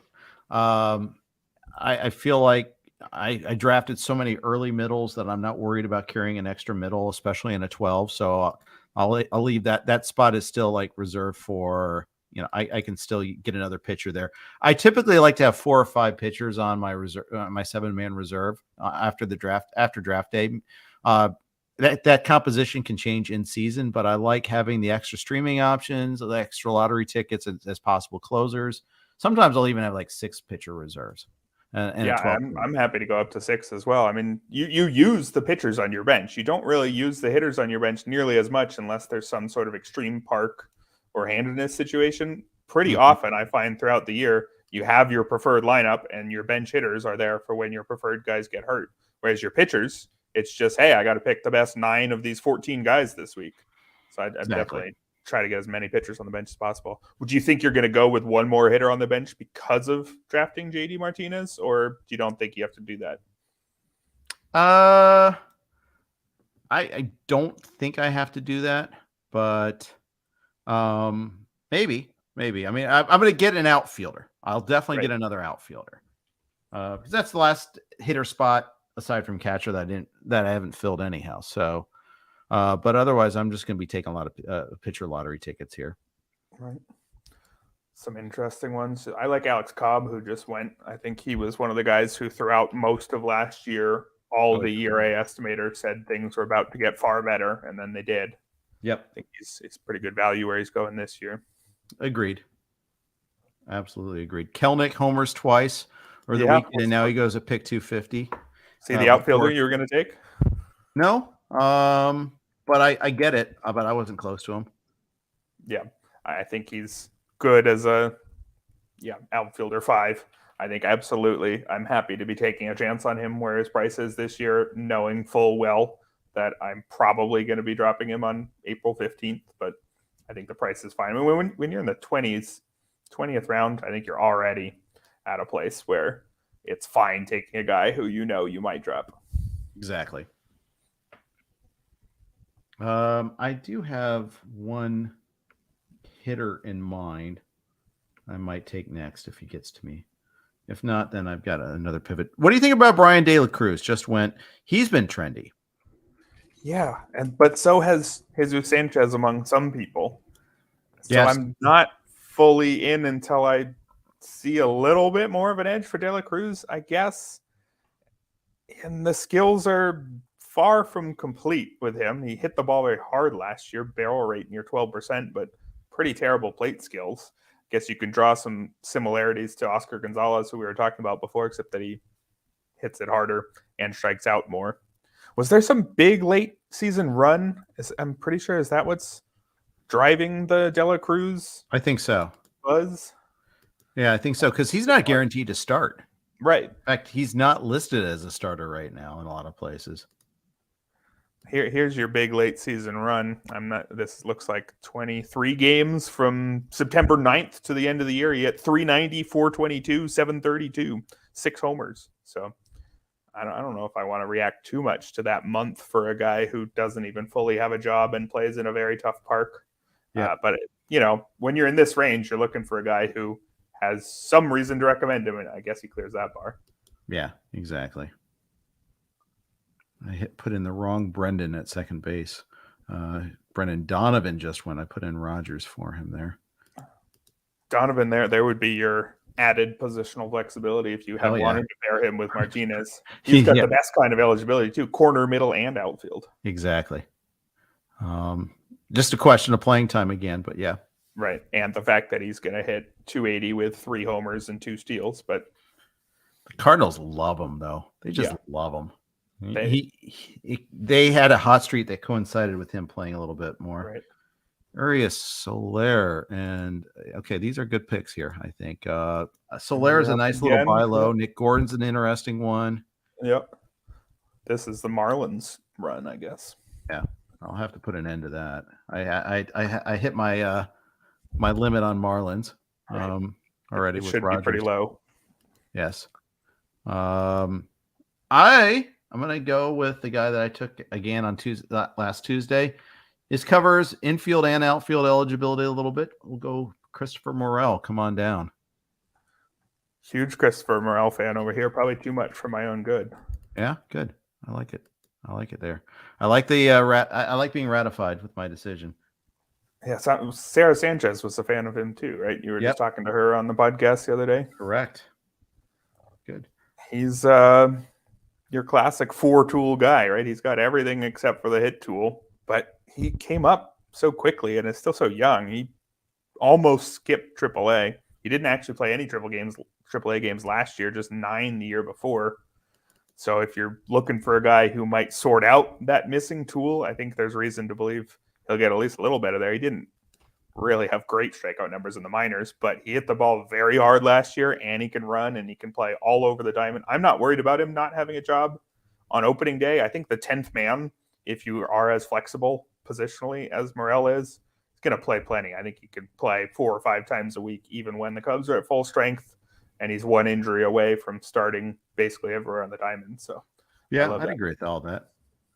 So, and he is a reserve for me right now. So I've got that going for me, which is nice. Is he not your last outfielder? No, my last outfielder was one Joseph Meneses. Yes. Right. And then JD was my UT, and there's a very unlikely chance that he gains outfield eligibility this year. Regains. I think he's probably done ever having that again, but we'll see. Maybe they'll need him at shortstop. Maybe. Chris Taylor for life there. Who knows? Yeah. Well, you're back up again. Travis d'Arnaud just went if you wanted that second catcher. Okay, that was one of the glorious 3. All right. Go there. Yeah, I think I'll go there maybe. Otherwise, you're looking at loading up on the late pitchers. Most likely. This guy gets no love at all. I'm going to take Christian Vasquez. Gets love from Todd Zola. Yeah. Just the epitome of a solid, not going to get in your way catcher. Going to play a lot and going to have a fine batting average. Yep. Not going to hit a lot of homers, but he's going to hit some. And then sometimes he'll steal you some bases. Exactly. That's what I'm looking at there. So barring like a windfall of a player slipping to me, I'm probably going all pitchers to finish here. There's one hitter, but I don't think I'm going to do it, but we'll see. And that would leave you with the 6 pitchers on the bench, right? Yep. And then Christopher Morel. Yeah. And I might, there's one other hitter I might take. I might think about taking another corner because I am light in corner, at least light at third base. But third base is just pretty gnarly. There's a reason why you don't wait on third base and why everybody's pushing up like Arenado to the second round and things like that. I get it. Yeah, I love to leave every draft with at least 2 guys at every position, but there's no need to draft someone who isn't better than the guys on the waiver wire. So Yeah, certainly that's kind of wouldn't the way I push one feel. up. Are you looking to add a third closer or a closer spec, or is it mostly just going to be streaming starter options the rest of the way? I've got one guy in my queue, and then I got a lot of starters in my queue. We'll see. Probably just one reliever on the bench then. Yeah.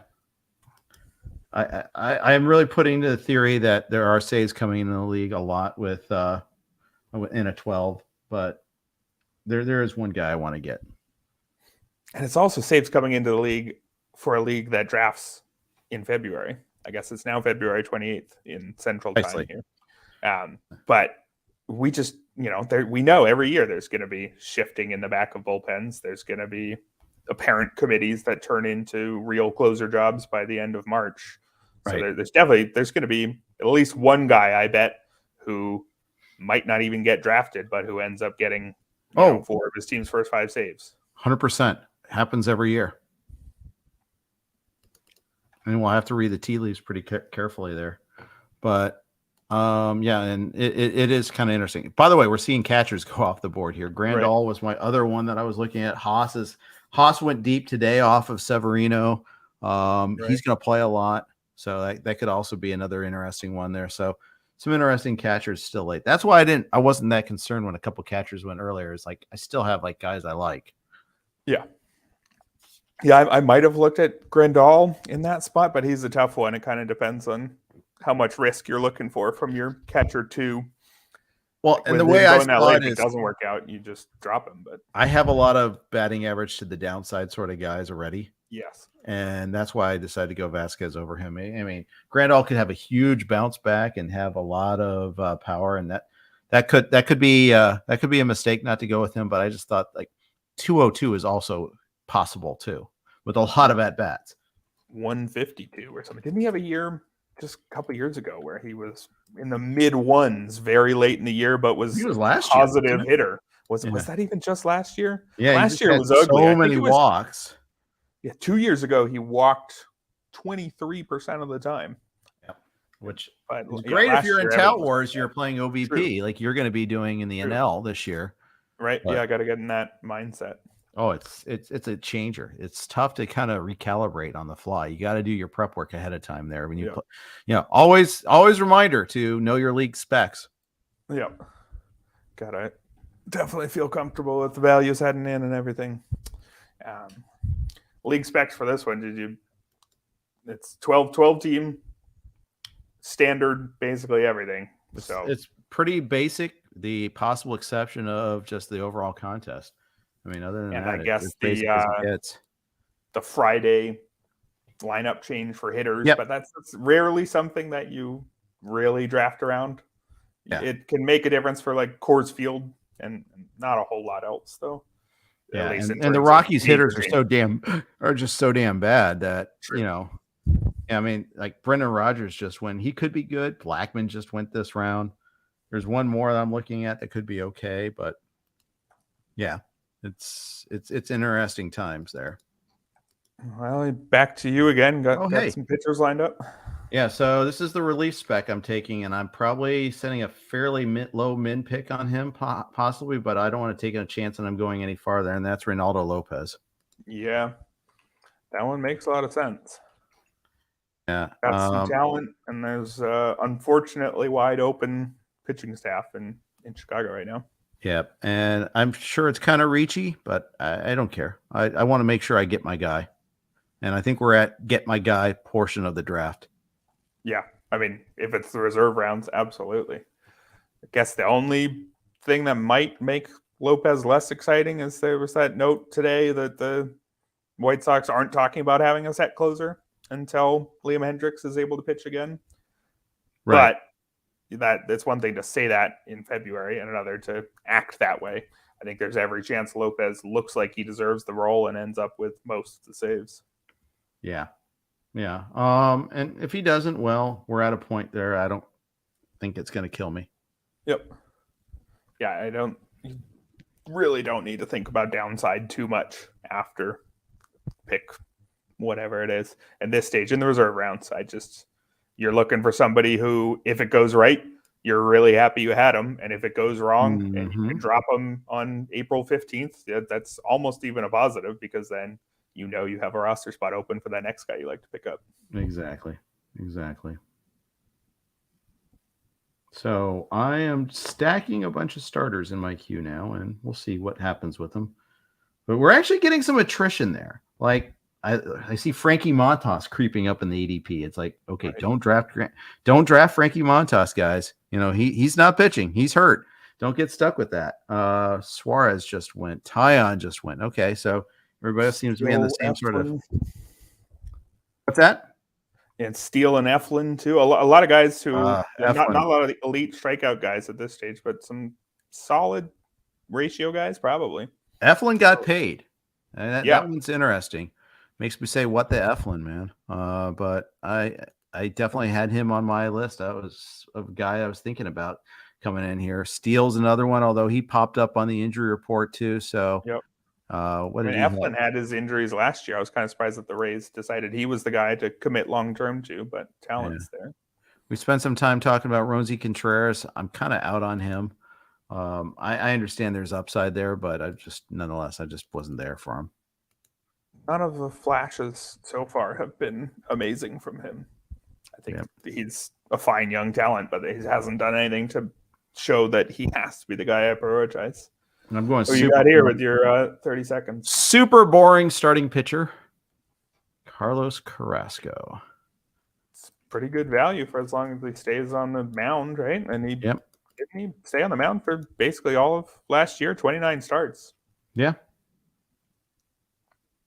Do you tend to fill out your last few starters here? Are you looking for solid guys? Oh, it's a mix. I want some upside chances, and I want some guys that I know have the job. Like, because that first half week, that first week where, the fifth starters get skipped, there's off days. You want to make sure you got 9 guys that are going, right?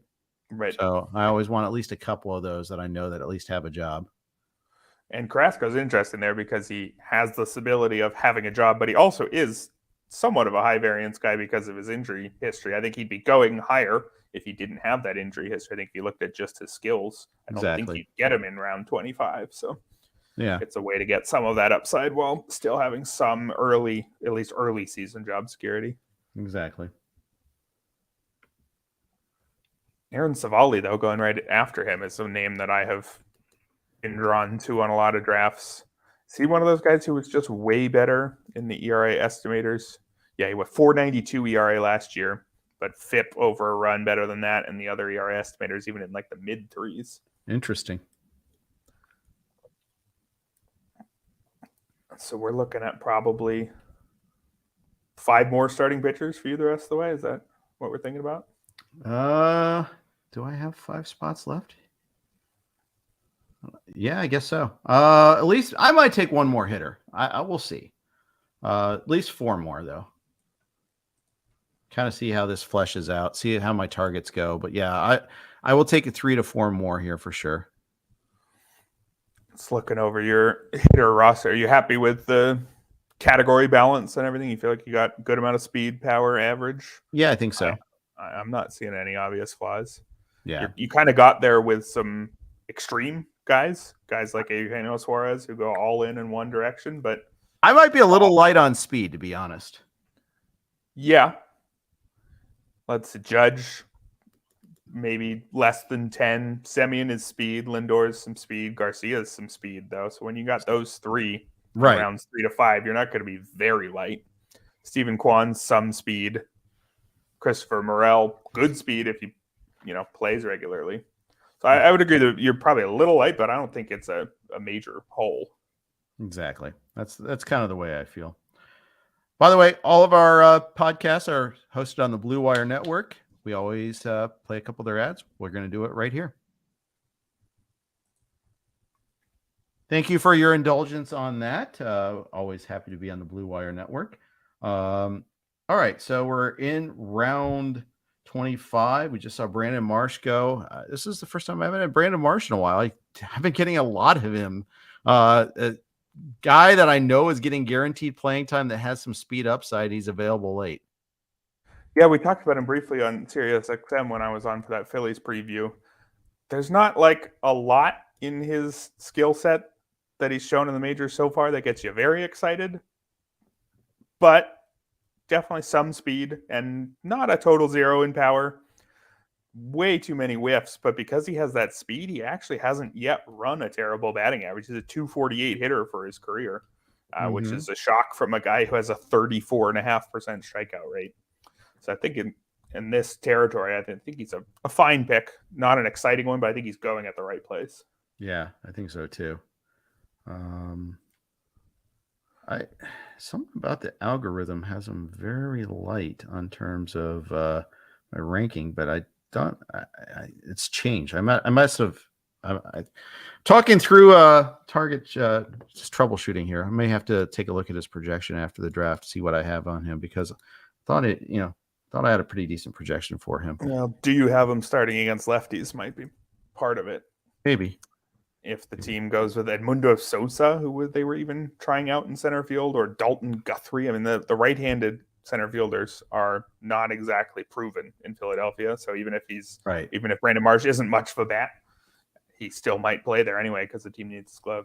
Yeah, especially because they have two lampposts in the outfield, so in the corner outfield spot. So they need a real center fielder, and he is that. At least we know that's one of the things that speaks in his favor.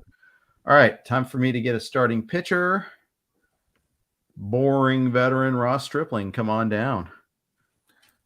Love a boring veteran in a team that has turned boring veterans into something more than boring, less than boring. I'm not sure the correct way to say that. It's getting a bit late out here in Chicago. Getting a little punchy, yes. Of all the teams for a boring veteran to go to, I'd take the Giants for sure. Yeah, I love the landing spot. I like the when Alex Cobb went earlier. You mentioned how he kept on he was underperforming his estimators until he didn't, and then he came on really strong in the second half, and that was like Fred Zinke's hobby horse. He kept on flogging that one, and I think Giants are pretty good at working with pitchers like that. So yeah, I'm on board. Yeah, I remember Cobb after 7 starts last year. Not that it's all that relevant at this stage of the draft, but a 6.25 ERA and a 2.73 WHIP after 7 starts. So you can have some pretty big gaps early. Important to not overreact. Exactly. Interesting. Lance McCullers. Do you think he's elite enough to be worth stashing until this injury goes away, if it goes away? I mean, not really. Yeah, that's kind of where I'm at. Yeah. Yeah, it's just that no, I don't think so. Yeah. Long answer short. Yes. No, I don't think so. Good. You went with 2 older starters. Are you going with another old guy? Is that top of your queue, or are you looking at some young upside? We got one old, one young. So we'll see what happens. See what comes. You want to make up some names that you're definitely not drafting to throw off to everybody listening? I'm not taking JP Sears here. Mm-hmm. Bartolo Colon. Exactly. Yeah, let's see. I'm trying to find where I have. Oh, there's Eduardo Rodriguez, Erod. Just found somebody I want to add to my queue, though. So there is that. You can read my keystrokes there. I'm in trouble, but otherwise we're good. Well, you're up again here. Yeah, that was fast. Scott Genstad doesn't like this one as much as I do, but I'm going to go with him anyhow. Go Kyle Bradish. Definitely has his fans, and I think that I've been liking him because he's one of those guys where even if he doesn't get a whole lot better in the skills department, the ERA estimators said that he deserved much better. He had a 4.90 ERA as a rookie. Yeah. But even if he just jumps back to the estimators, which are sitting in the low 4s, that's most of the way. Strikeout and walk rates are both a little bit worse than league average, but not by a lot. And you mix that with an above average ground ball rate. So that seems like a fine starting pitcher to me. And that's if he makes no steps forward. If you look at some of his minor league numbers, really elite strikeout and walk rates. So if you're drafting him expecting fine back end starter, but knowing that, hey, he might be something else, I think he's a good value. Yep. Kind of way I look at it. What do you think about Hayden Wesneski? Just went. Yeah, he's similar, right? In that, well, similar in that he's unproven and that it seems that there's definitely going to be something there. Just a question of how much more. Except the difference there is his minor league numbers weren't quite as amazing, especially with the Yankees before the trade. 3.51 ERA at the AAA level with pretty mediocre strikeout and walk numbers underneath. But it seems like everybody smart who knows pitchers and looks at stuff loves Wesneski. And it seems like he's got a shot to open the year in the rotation. Kyle Hendricks is not going to be there right away. And if Wesneski pitches well enough, to earn that shot and then pitches well enough to keep it, I mean, you could well get 28 starts out of him. They might be pretty good. Yep. Might indeed. I don't think anybody being available right now is mind blowing. I'm just saying. I'm just going to say that right now. In a 12-team draft with a lot of range and a slew of unproven guys, I don't think that any of this are necessarily mind blowing. I think they all could be useful guys. All could be handy. I think that's overstating the case to call it mind blowing, though. Agreed on that one. Although Mackenzie Gore, I think among that group, he's in my queue. He's the most interesting name there. Just it hasn't ever gone smoothly for him, but when he did show those flashes last year, they were quite good. It looked like he was getting shockingly close to being the guy who he was before everything went wrong for a few years. Yep. So I definitely like him as an upside play in this range. Yep. I like Gore, though. Kolas just went. He has his partisans. Yeah, and he is one that I've been surprised by how mediocre some of his projections were. Looking at his WRC plus and the projections, a lot of them are, the bat has him in the high 80s. The highest are 105. Seems like the computers don't think that he's going to do much yet, and I guess that's probably because of his pretty bad plate skills. Although maybe I'm getting thrown off by his 36% strikeout rate in a tiny sample of 7 AAA games. But his strike and walk numbers throughout the minors weren't great, but everything else looks pretty good. So I guess he's had one professional season. Yes. He had one professional season on this continent. So I mean, I should say in American baseball, he has some Cuban experience, some Japanese experience, but there's not a lot of track record to go on. Right. So he definitely fits the pattern of, if you want to bet on somebody to be much better than the projections, absolutely bet on a guy who the projections just have less data to go on. Right. Somebody went Gavin Lux. I guess at this stage, you might as well. If somehow it turns out to not be that bad, hey, you got a good player. Yeah. I can't see that happening, but yeah, I hear you. So Mitch Keller, Taylor Rogers just went. Yeah. Would have been pretty excited to get Mitch Keller very late last year. And then it kind of was okay. Not entirely sure how to view him heading into this year. It's been so many years of, Mitch Keller, it did something. I still have him in our NL Keeper League that we're in together. Mm-hmm. He didn't hurt you last year. No, he didn't help me either. No, I'm in that league. 3.91 ERA last year with some strikeouts, but not a lot. All right, I think this guy hung around for a while. I'm going to take my last hitter. I need another shortstop like I need a hole in my head, but I'm taking Ezekiel Tovar. Some stolen base upside, cores upside, and just kind of embracing the unknown. If it doesn't work out, he's an easy cut. Yeah, exactly. I mean, this stage of the draft, are we even 100% sure that he's starting on the big league roster? It seems like it, just based on their lack of other options. So I would be worried because it's the Rockies, but looking at their roster, it sure seems like he's going to play. We don't know how well he's going to play, but he's going to play in cores. So right, and it's the 28th round. It's time. Exactly. Yeah, weird though to see the Rockies call up a 20-year-old last year. Maybe it just turned 21. The Rockies are always weird. That's one of the things. You can't count on them to be logical. The Daniel Bard thing last year, how they didn't trade him, it's just outrage. It's not outrageous, but it's just dumb. Just dumb. I mean, they're not trying to win, but they're trying not to lose. And I don't know, there's some loyalty, and people don't show up to see a closer, for crying out loud. A very good human interest story, but come on.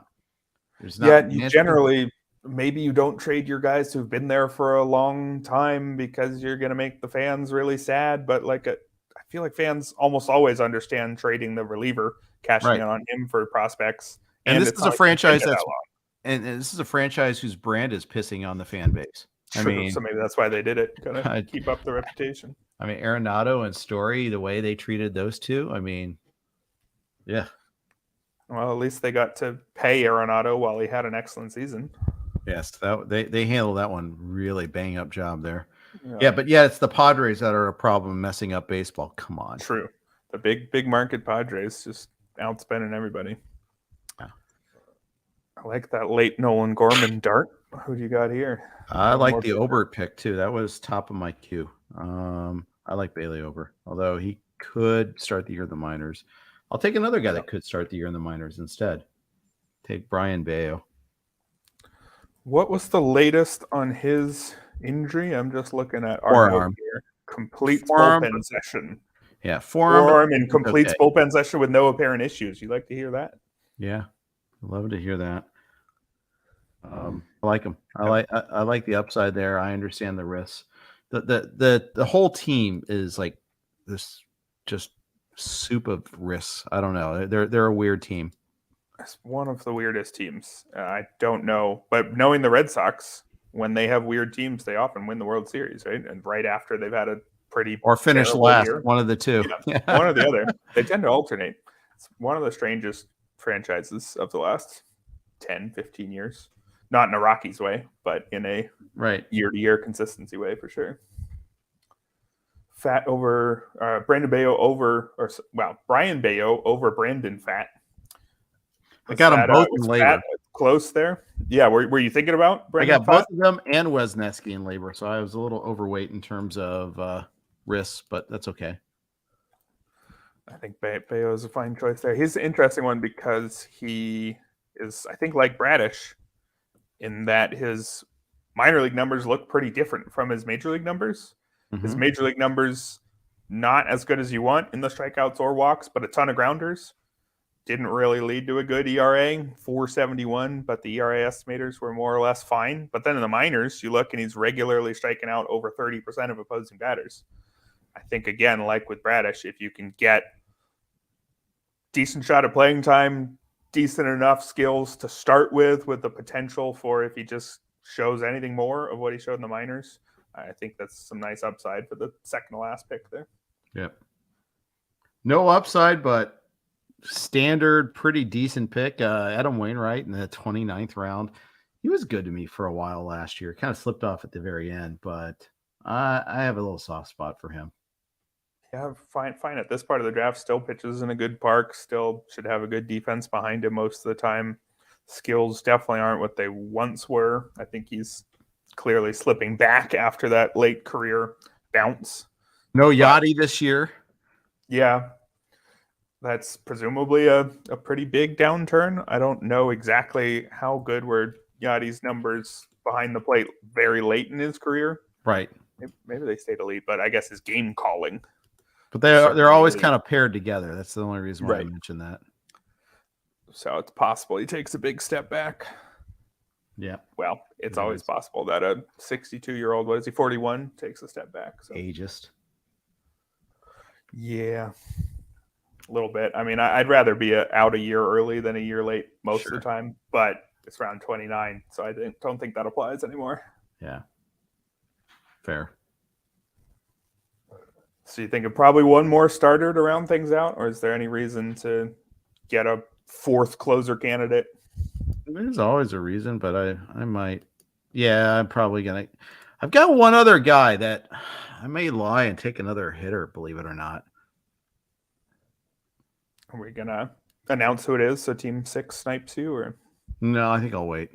Okay. Massive if true, but I'll just say he's got second and third eligibility. That's your clue. And he's not Luis Rengifo, who just went. like Luis Rengifo, actually. He gets no respect. He was their best hitter down the stretch. Now that's like the tallest midget, but I get it. But he was a good hitter down the stretch last year. And he has that problem where he debuted maybe before he was ready. So he just has a lot of major league numbers that aren't good, but he debuted at age 22. So he's just now entering his age 26 season, coming off his first decent year. Imagine if he had spent, 2019 through 2021 still in the minors, and we just saw him come up and have a 103 WRC plus last year. I think he'd probably be getting a lot more excitement than what actually happened, which is why he came up and wasn't very good. So I think he's a great last rounder for sure. This guy, Bubba Thompson, league winner for some people. Late speed pickup guy. Sarah Sanchez was mentioning how Bubba Thompson beat her out of first place, basically, getting all these late steals. He was just like a stolen base machine. 9 steals in 22 games, I think he had at the end of the year. He can't hit. He's not any good, but he was good enough for September last year. It's funny. It's guys like that. It kind of makes like fantasy baseball in a way. Yeah, but it might make it in season management. I'm not sure how much I want him in the draft, but definitely a fun. That's just a good story for a month there. Oh yeah, absolutely. Is it going to be him next year? 18 steals in 55 games. That's about 50 steal pace if you played a full season. Yeah, but just about the worst plate skills I've seen. 31% strikeout rate against a 4% walk rate and a barrel rate below 2%. Yeah, definitely a pitcher of extremes, a hitter of extremes. Surprising amount of hitters going in this last round. I guess not everybody follows our plan of loading up the entire bench with pitchers. Yeah, well, I'm not going to even follow our plan. I think I had enough of them. What if I told you, Eric, that there is a player out there that stole 41 bases, qualifies at third base, and he's still available? Sounds like John Birdie. You would be correct. John Birdie it is. I love that John Birdie was not a qualified hitter last year. If you are sorting through the qualified hitter leaderboards and sorting by steals, he doesn't show up because he didn't play enough. Right. And he basically didn't do much but get steals. I think he's a better hitter than Thompson and has some more positional flexibility. Second and third. I wish he had outfield still, but he doesn't. But that's okay. So why? I'll probably end up cutting him. And that's the problem with rostering John Birdie is if he's not playing 4 or 5 days a week, you can't really roster him in a 12-teamer. So a lot of those stolen bases go wasted. Right. And then you cut him, somebody else whipsaws games in May, and you won't get any of them. Yeah, that's also a possibility there too. So, but I mean, he's drafted to be cut, basically. Yeah. Well, how are you feeling about the team? You're all done. All 30 picks in. Did it go the way you wanted? It never goes the way you want. It was fine. It was good. I think it got me more into I felt good about the approach. I think some of the high skill relief pitchers that I wanted dried up a little quicker than I would have thought, but that's okay too. Yeah, your relievers right now are Scott Barlow, Alex Lang, and Reynaldo Lopez. Yeah, that's it. That's the list. I'm one closer short, but again, my theory is that I can get them in Fab and I don't have to go crazy to get them. So we'll test that theory over the course of the season. Have to actually get them. Yep. Yeah. So hey, we finished up. Thanks everybody for jumping on board with us and being so lively in the chat. That was super fun. I hope everybody enjoyed it, and I refreshed the draft board so you can kind of see the results there. Great drafting with everybody, and we'll be doing this again at some point in time. We're trying to do at least one live stream a week. So thanks everybody for tuning in. Thanks Eric for spending 2 hours of your precious time and possibly even sleep time with us here. Although I think it's like I guess it is around your bedtime now. Yeah, a little bit. It's almost 1. All right. Hopefully the coffee worked. But big thanks to Fantrax and to Underdog for sponsoring us as always. Thanks for listening to this. I'll be on with Fred Zinke tomorrow. We're going to be recording about 5 o'clock Best Coast time, 8 o'clock Eastern. Thanks for listening. Take care.